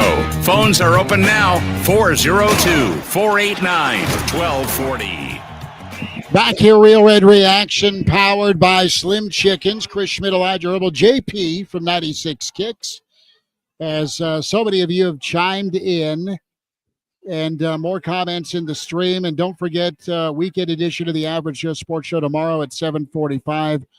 Further review of this Can we call it the beat hangover down edition? by Minnesota. What were you saying, Elijah? Can we call it the hangover edition tomorrow morning? Good. Good. But so many of you have still chimed into us. Appreciate you doing so here with KFOR and KFORnow.com. My old buddy Jack Ebling, who covers Michigan State, was at the volleyball game tonight, says there's 2,000 Nebraska fans in East Lansing to watch the Husker volleyball squad go do what they do. And I don't, JP, how many Nebraska fans did you see or think were there? And I know I was there in person, but you had probably a little bit better view than I did. It seemed like, especially when they would pan the crowd, that there was quite a few Nebraska fans there. And then, like, one of the first plays that Luke Lindenmeyer made, you could hear the loud yell for Luke when that happened. So I think it was maybe 50-50, maybe 60-40 in favor of Minnesota crowd-wise, but there were quite a few Huskers that made the trek. I think the 2,000 that were with volleyball threw us off a little bit, but that's the way it goes. Let's go to the phone lines. DJ's with us here on Real Red Reaction, powered by Slim Chickens. DJ, thanks for listening. Thanks for the call. Go ahead. Hey, how you guys doing? We're hanging in, man. We're kind of like, that was sobering if you're a Nebraska football fan. Yes, and I think something really needs to be said here. The O-line coach has to go. He's got to go.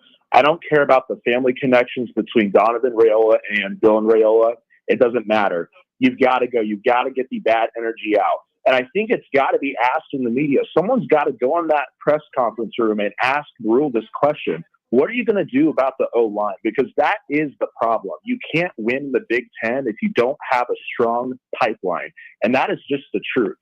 Teams like Minnesota and Michigan and Iowa and Penn State, USC, they're going to run circles on us this season if we don't figure it out. I mean, I spent half the time screaming at my TV at this O-line. Can I go out there and play better than them? No, I can't. But here's the truth. We have all this money coming in. Where's all this money going? Apparently not our O-line, because we can't get it figured out. And I mean, I still don't understand why this coach hasn't been fired. Like, he needs to be fired. This is unacceptable. Minnesota set a record program, 9 sacks. We are Nebraska football. We're not. DJ, the hard truth. On the same field as us. DJ, thank you, I appreciate you. Thank you. The truth is this: you are Nebraska football. I'm going to get crucified here, but you're Nebraska football in apparel and fandom only. You're not the same football program in the Big Ten. You're just not. Minnesota routinely puts you out like a cigarette. And that is so hard to take for Nebraska fans, but you're not even close to being as physical as Minnesota. No. With all the bells, whistles, toys, and bank accounts. and you never thought you'd see it or say it, but going on 15 years, not every year's been brutal, and Rule's trying to fix all that. And as far as understanding with Donnie, easy target, but there needs to be better production. And listen, that's a hairy conversation, because you're not gonna make that move and not have it upset the quarterback, and you're not gonna have it upset the family. Well, I mean, it's very delicate. Is one player bigger than the program? Well, brother, it should be a no, but it doesn't feel like it. It doesn't feel like it, and that is a great point you just made, Schmitty. And is what I saw tonight in my eyes all on the offensive line? No, they didn't have a good game. But you also can't have your quarterback back there playing like he is playing in front of a 1990s Nebraska offensive line. He's back there playing like he's going to have 7 or 8 seconds in a clean pocket to throw the football. You're not. The offensive line's not playing well tonight. You as the quarterback, you as the guy who's making all the money, you as the guy that is currently the face of the program needs to make adjustments back there. And were there a couple sacks where he was dead to rights? Sure. Were there also a couple sacks where he had plenty of opportunity to get the ball out quicker, find a check down, have better pocket presence? Yes. So it's not just on Dylan. It's not just on the offensive line. Those units work in harmony. The quarterback, the running back, and the offensive line all work in harmony. And tonight they were not working in harmony. You cannot be the quarterback that thinks he has 7 seconds to throw for the football when all game you've had 3. Right. You've got to get rid of the ball. You've got to get rid of the ball and do something with it. And you've got Luke standing there at tight end waiting to catch the ball. You have EJ that if he's not getting blown up by the linebacker blitzing, you've got him over there that you could toss it to. You've got just make different choices, make different routes. You've got a crossing pattern. You could do a hook and get somebody wide open just as a safety valve. You know that they're sending those ends all the time and blitzing hard on you. You got to make adjustments. And that didn't happen. And then Dylan just kept on putting himself in bad positions, as well as getting blown up by his offensive line not blocking for him. And it's all of those factors that come into play that they have got to fix before the next game. And I have seen offensive lines have worse nights that not give up 9 sacks in a game. And that's the heart of my point. Were they good? Yeah. No, they deserve to give up some sacks because they weren't great tonight. But I have seen offensive lines having worse performances not give up 9 sacks. Yeah. 9. I have seen some terrible offensive line performances that end in 3 or 4. And you're like, man, the offensive line was a problem. 9? Right. Yeah. My Tennessee Titans are terrible, and Cam Ward didn't get sacked 9 times at any point in time this season. Because to me, in my opinion, I'm biased as a former offensive lineman myself. Sacks are 60% on the quarterback, 40% on the offensive line. 60-40. That's where I'm at with it. Do we have Matt Rule time? Ready whenever you are. All right. Matt Rule, post game. What did he see? What does he say about the humbling thrashing here in Gooferland? All right, obviously very disappointing. Credit to them. They're the more physical team. They made the plays they needed to make, and they beat us pretty convincingly. So, hats off to them, and obviously disappointed for our guys. Coach, what did they do just to kind of get you guys out of rhythm? It just didn't seem like either side, offense or defense, had the flow that maybe you guys have been playing in the last few weeks. Yeah, defensively we gave up the one long touchdown. And other than that, they didn't really move the ball against us in the first half. It didn't, felt like that at times. But they had 52 yards passing. They had, aside from that long run, they didn't have many yards rushing. So, but it definitely felt like we were on our heels, even though and then obviously in the third quarter, the 4th and 1 defensive holding call was a really, really crucial call. Felt like we had them stopped. Everyone played the play, and but so defensively, I just we're on the field a lot. But offensively, the very first play of the game, we had a missed assignment, just was out of whack. Obviously, Rocco going down, and our prayers are up for him. Hopefully, he's okay. They had to take him to the hospital. It sounded like. And then, obviously losing Pritch. But I just honestly, Sean, we were just kind of out of whack the whole day. they pressured us, when we had chances to make plays. I mean, we ran by them, we didn't get, just, and I don't say that's any one thing, right? Just at no point did we make the play you needed to make to win the game. Couldn't, it was 1 for 5 on third down in the first half. And just a really bad effort. 9 sacks is extreme. What's your immediate explanation? How would you size that up? It was a little bit of everything. The back gets beat by a linebacker, and back missed assignment, not in the flat. The quarterback goes to throw it to him, gets sacked. A couple of them maybe were holding. But just overall, I thought they were the more physical team tonight. Obviously, you lose 2 offensive linemen. That's going to hurt you, but we're not going to make any excuses. They got after us. From a sheer blocking and tackling standpoint, where do you feel like your guys' level of execution was, and also at some point maybe in that second half, your level of belief on offense?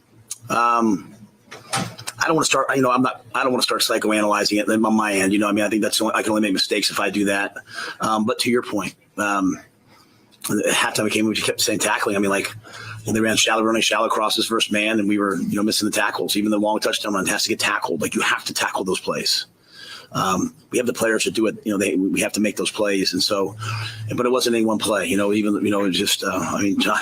John had 5 D linemen in there, and you need to make a play, make a negative play, and we just were never able to do it. And then offensively, I don't want to make it anything more. At least for today, I'll talk to you guys on Monday, obviously. But for me, it was anything more than just blocking and catching and making a play. We got the ball down the red zone twice, and we don't score, and. Early in the game, those are plays. You like to get 14-3 in that, or 14-7 in that first half. So, I just think it was just they were just absolutely the better team tonight, and we never took advantage of anything the whole night. I'm sorry. What was the explanation that you got on Pritchett's target? He knocked him down. When he's down, you can't hit him, so that was the 15-yard part of it, which is a correct call. And then they said that he led with his helmet and hit him in the helmet. So that therefore is targeting. So I didn't get much else other than that. What did you see from your kids' focus tonight? Coming into the game, how did you feel about their attention to what was in front of them, and then obviously as the game went on too? Yeah, just like I just said on offense. I can't say it was. I said there was missed assignments, there was mental errors. I just really disappointing. I think on all our end, on defense, it just felt like we just like penalties and things like that.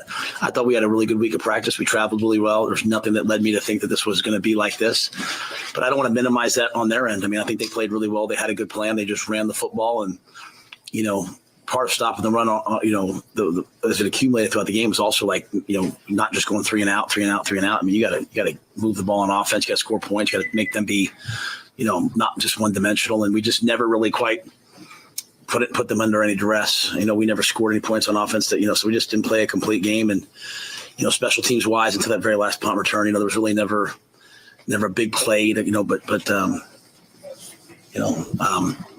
but I'd hate to take anything away from Minnesota in terms of focus. I just think that they were the more physical team as the game wore on tonight. We didn't make any plays to change that. What was Rocco's exact injury? And was Vincent Shavers, did he have something too? Yeah, V9.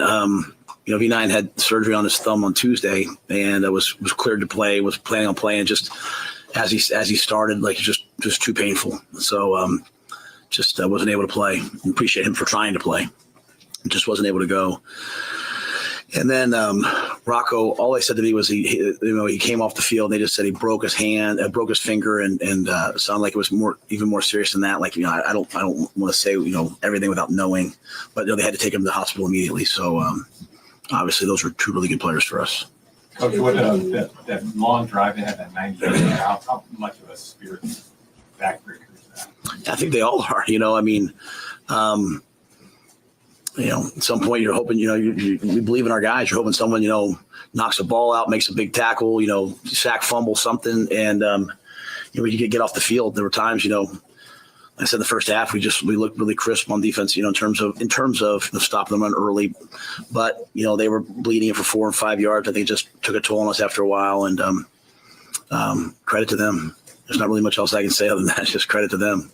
You guys took a defensive timeout in the middle of that drive, and then kind of got some of the momentum back until that 4th down play. How key was that sequence right there in the whole game. Yeah, I mean they hadn't scored yet. So I think they still. I can't remember the exact timing of it, but I believe it's still like a 1-score game, right? So, yeah. So, John said, "Hey guys, roll pass. Back's gonna be in the flat. Back. They ran a pick route to the guy in the flat. Javen got off the top, played it. We're gonna sack the quarterback and defensive holding, right? So, we helped with a lot of penalties today. To flip the field.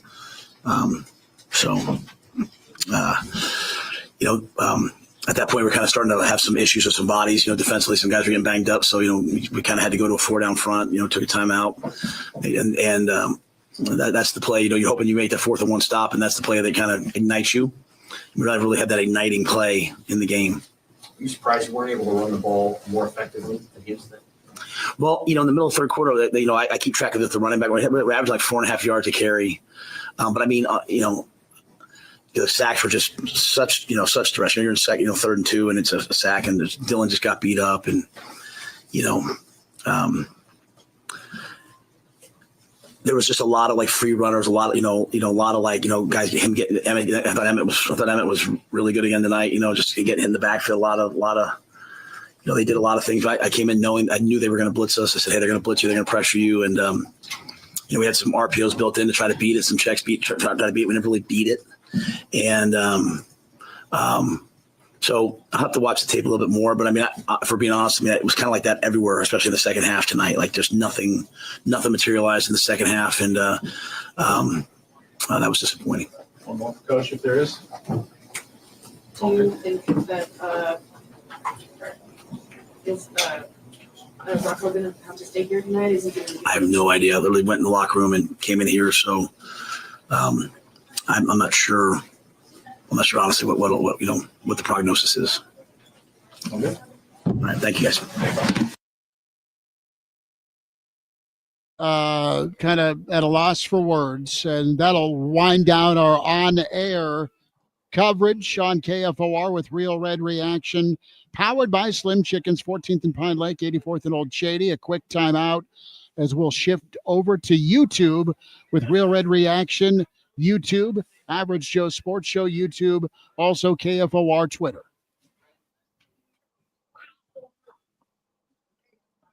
And we keep it here. JP, I know I'm not sure how long you want to hang out with us here into the night. It's up to you. Yeah, I'm going to have to roll out. I've got Husker basketball get ready for tomorrow. So feel free. Do you have a final thought on this one before we say goodbye? Yeah, I pray things are okay with Rocco. I pray our offensive line can kind of figure their stuff out. I think hope is not completely lost. Northwestern is beatable. We just they've got to do their jobs, and they've got to figure this out, learn from this, and get better, and not look past one team to the next. And I think if the development is still happening for Dylan, yes, he was a 5-star coming in here. It's still, he's a sophomore. And yes, there are other quarterbacks in other realms that have done well right away. I don't think that's there with him. I think he's still developing. If he can figure out the mistakes he made today and learn from that and grow and help his offensive line, and if they can figure out offensively ways to avoid him just standing back there for forever or getting destroyed, if there's a medium there where they can get some good crossing patterns, get some good motion from their wide receivers and tight ends to give him some outlets, they can win games like this. I think there's been a big light has been shined down on this offense over the last couple of weeks, and Minnesota was able to take advantage of it. And now it's on Coach Rule and his team and his players to get past this, learn and grow. Yep. JP, appreciate you, man. Thank you for jumping in and being part of the Real Red Reaction show here on KFOR. And we'll check in with you. Have a good call tomorrow with basketball. Thanks, sir. Going to be a good time. Fighting Freds take on the BYU. They're Cougars, but we'll just rename them the Payroll. I thought you were going to call them the Fighting Mormons, which would also be fair. Well, I thought about it. I saw the look in your eyes. But most Mormon folks, and they're awesome people. We've all known Mormons from time to time, and they are incredible people. But I wouldn't mess with them, but I wouldn't call them fighting. You know what I mean? They might be able to whoop your ass, but you don't get in fights a lot of times with them. Speaking of a team that could not kick your ass tonight and was not willing to get into the fight, I know I've been really harsh on Dylan tonight. And I think we've this isn't personal. You know, And I don't want it to sound personal. I'm just looking at it as the franchise, the investment, the expectation, and he's got to play better, man. And it's been 3 weeks. He's made some great plays. He won it for you last week despite struggling. Yeah. Good for him. But you can't come out. You've got to throw the football away, dude. You've got to live to fight another day. He's going to take the arrows because he's the face of the program. Right. It's as simple as that. That's why I'm chucking arrows at him tonight, because I think he's got to play better. But as I said earlier, and I'll reiterate this, got to have help. There is no one on this team or in this coaching staff that is going to have a good film day tomorrow whenever they go watch this film sitting down at the stadium tomorrow. No one. There is no one that has a single positive takeaway from this football game. The offensive line was bad. The running backs were, inconsistent at best. Wide receivers weren't getting separation. Defensive backs were not tackling, and they weren't covering great either. Linebackers felt slow to the football. Defensive line was getting pushed around. Archie was all right, but, you don't want to see him. Eckler pointed out in 6 games, he's punted 13 times. You don't want to see Archie because your offense is doing their thing, and they clearly weren't. We'll get to more of your comments. You can call up 489-1240. We can still patch phone calls in. It's the Real Red Reaction After Dark, still powered by Slim Chickens. What do you say? We'll get another 15 minutes here or so? Yeah, I think so. And then if you still need to get this out of your system, weekend edition tomorrow morning, 7:45-ish. We'll check in with Brandon Bogo, Mark Ranak, Elijah Herbal, myself, Bill Dolman, the Iron Horse, Gary Sharp. So Ted checks in. And Ted's an Ohio State guy, says so happy when he decommitted from Ohio State. A guy that goes to 4 different high schools in 4 years with a dad like his is just a major red flag from the get-go. This was inevitable. So that from Ted. Coach Brandon says, what just happened? Captain asks what I think about Dana. I think Dana's still a good offensive coordinator. I think Dana's a hell of a good coach. I think there are problems with what he wants to run versus what he can run. And they were able to run it last week. Both. They were able to run what they thought they could run and what they wanted to run. There was an emphasis. So I'm not sure, Elijah, that this team is ready to go on a losing streak. And I'm not sure this team is ready to have a limp in, limp out November. I think it's going to be tough. UCLA's playing good football. SC's playing really good football. We'll see what SC is after tomorrow night, what their hopes are like playoff-wise. Iowa's never easy. And Penn State, who the hell knows? But Nebraska should split November and be 3-1 after October ends. You should win next week. I don't want to say should, because Nebraska should have won tonight, but just based, if you're looking purely at the talent that each team has, Nebraska had more than enough talent to go out and win this football game. They didn't have the want to go win this football game. They didn't have the effort. They weren't physically ready for the fight. They thought, did it feel like to you they just thought they could show up and beat Minnesota? It's only Minnesota. I just think it wasn't that they just felt they could show up. I don't think they were expecting Minnesota to bring the fight that they did. I think that's a better way to put it. Not that they weren't ready, or not that there's been a lot of away from the fight, but the fact that I think they walked into this game not expecting just the brawling nature that Minnesota was going to bring tonight. Well, and I'll tell you this, they misjudged, it looks like, Michigan State from a game plan standpoint with their sacks. They were always ready and weary of Michigan. But Nebraska they're just not that good. That's the truth of it. They have some good parts. They have some good pieces, Elijah, but they're not a playoff team, and they're not a top 4 Big Ten team right now. They're somewhere right now, they're probably outside the top 10 in the league. Whenever you don't bring it, in 100% fashion, this team is not good enough. I mean, you brought it against Maryland and escaped with a 3-point win. You found it. You found a way against Maryland, but you played pretty bad offense second and third quarter, and it's your second week. It's your second week in a row you've tackled like hell. I'm saying I think the team did not look like they were going to physically roll over last week. I think they brought it for 4 quarters. Their execution wasn't there for 4 quarters, but physically they brought it. They didn't bring it physically ever tonight. Their execution was poor on top of that, but they never physically brought it. That's what I'm saying here with bringing it. Having the right mentality to go out and win a football game. Having that will, that desire to win that the other team can't match up with. And I've talked about Alabama at times this year and what I thought has changed for them as the season's gone on, where they're getting back closer to what it was under Saban. What it was under Saban was not only a team that out-talented you, but it was a team that wanted to take your desire to play the game of football away whenever they stepped on the football field. You know? And that's not something that Nebraska's had in a long, long time. The team that wants to walk out there and make you want to quit the game of football by the time you're done. Watson or Vince says, is Dana calling the fade or is Dylan checking to the fade? Good question. Very good question. Gray Woman 79 says not enough Templeton. I hear you on that. You have Vince and Ken replying to Vince. I wonder if that's reality. With the check to the play call. More comments in the stream. There is some fair criticism of the officiating.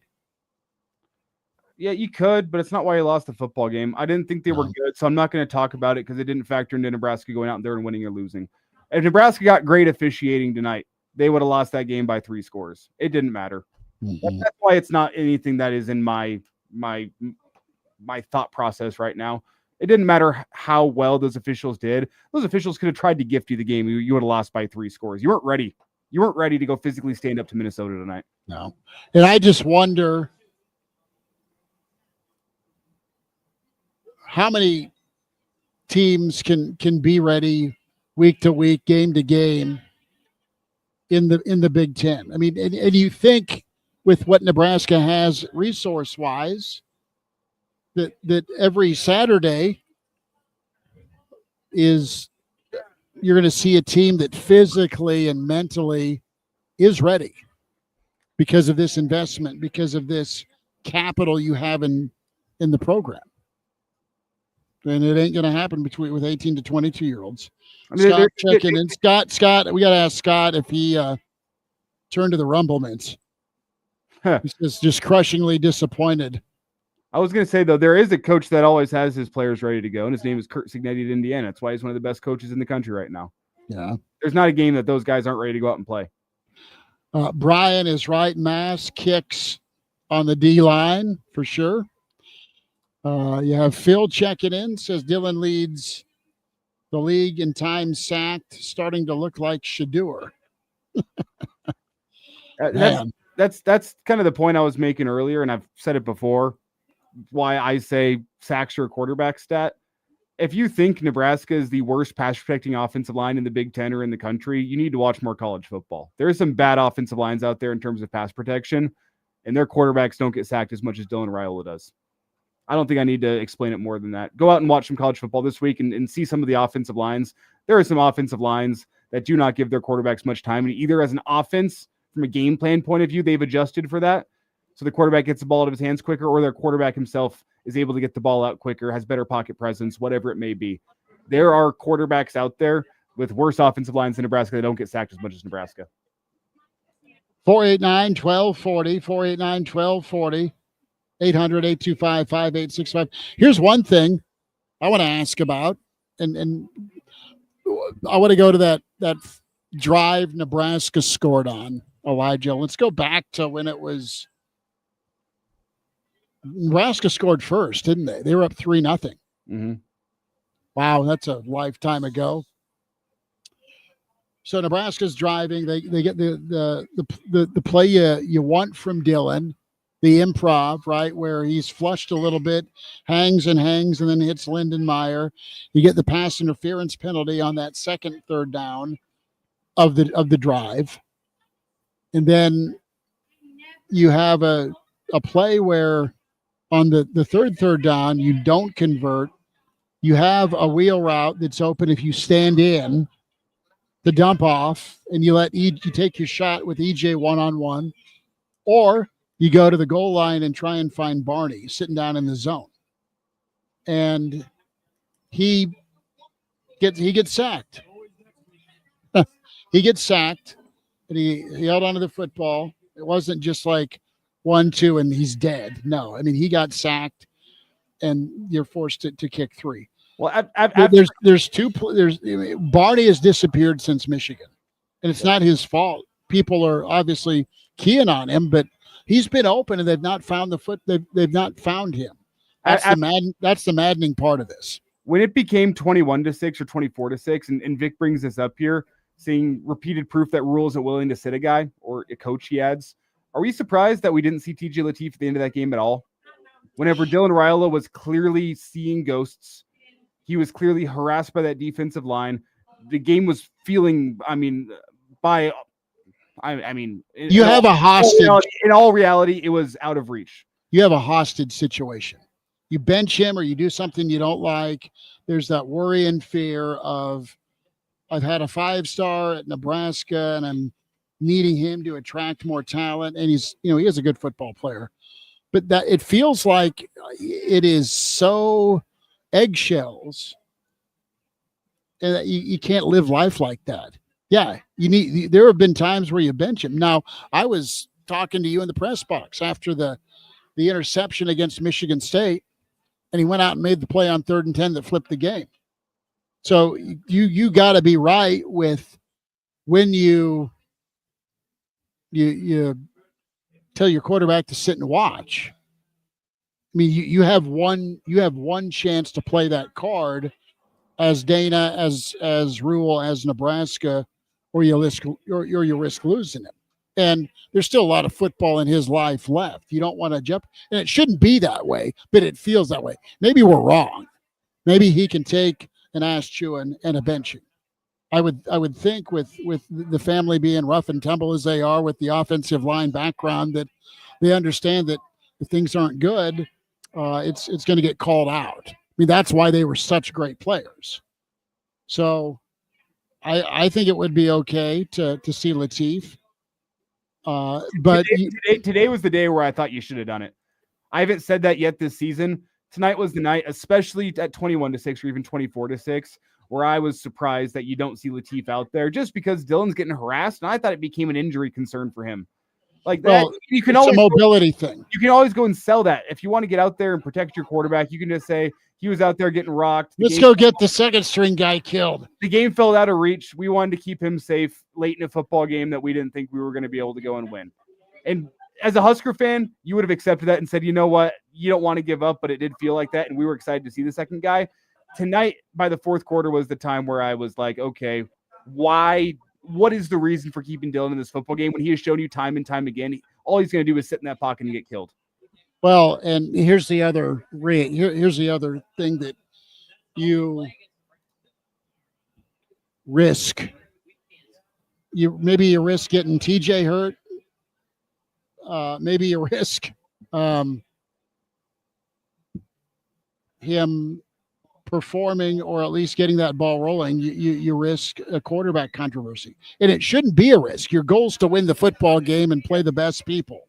Yes, that to me is what it's all about. But there's so much attachment. There's so much innuendo, and maybe it's just all false reads, but I don't think so. I mean, there's a set of Dylan rules. It feels like, man. Ooh, I got no disagreement. Because if I'm the offensive line, I'm gonna start. If I'm the offensive line, I'm gonna get real pissed real soon, because that's my bar tab you're running up. You're not helping the bottom line of winning the football game. If I'm on that offensive line, I'm getting real sick and tired of getting scapegoated. That's where I'm at if I'm on this offensive line. Because, were they great tonight? No. Were they the reason Nebraska gave up 9 sacks? Also no. It's 50. It's Dutch.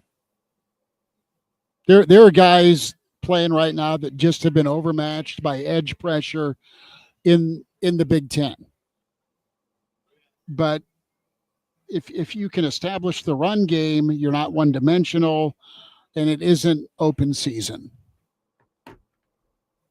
as easily.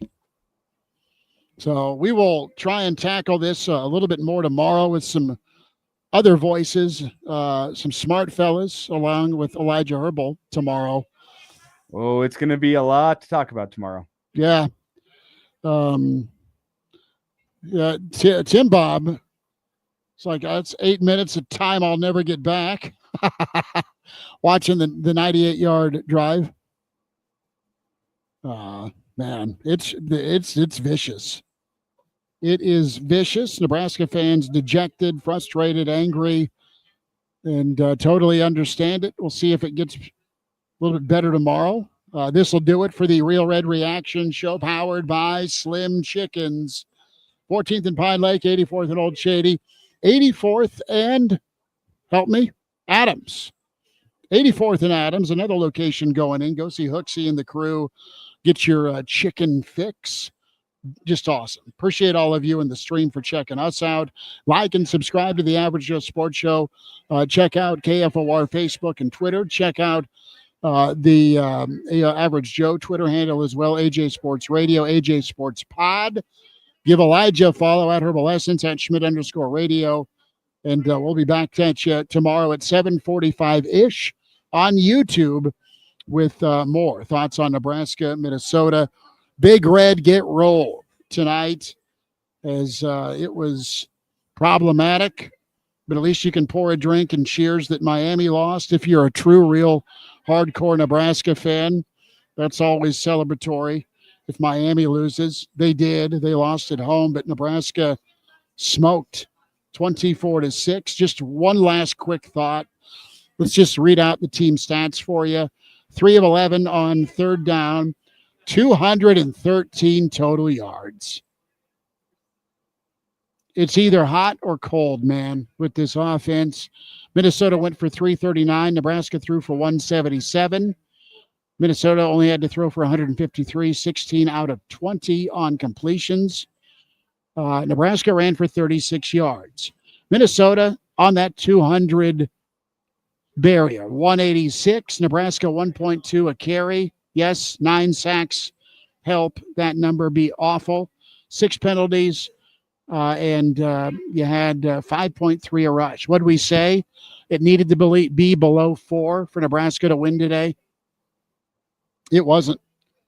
Brandon Vocal will have thoughts tomorrow as well. We'll talk to you next time here on KFOR and with the Average Joe Sports Show.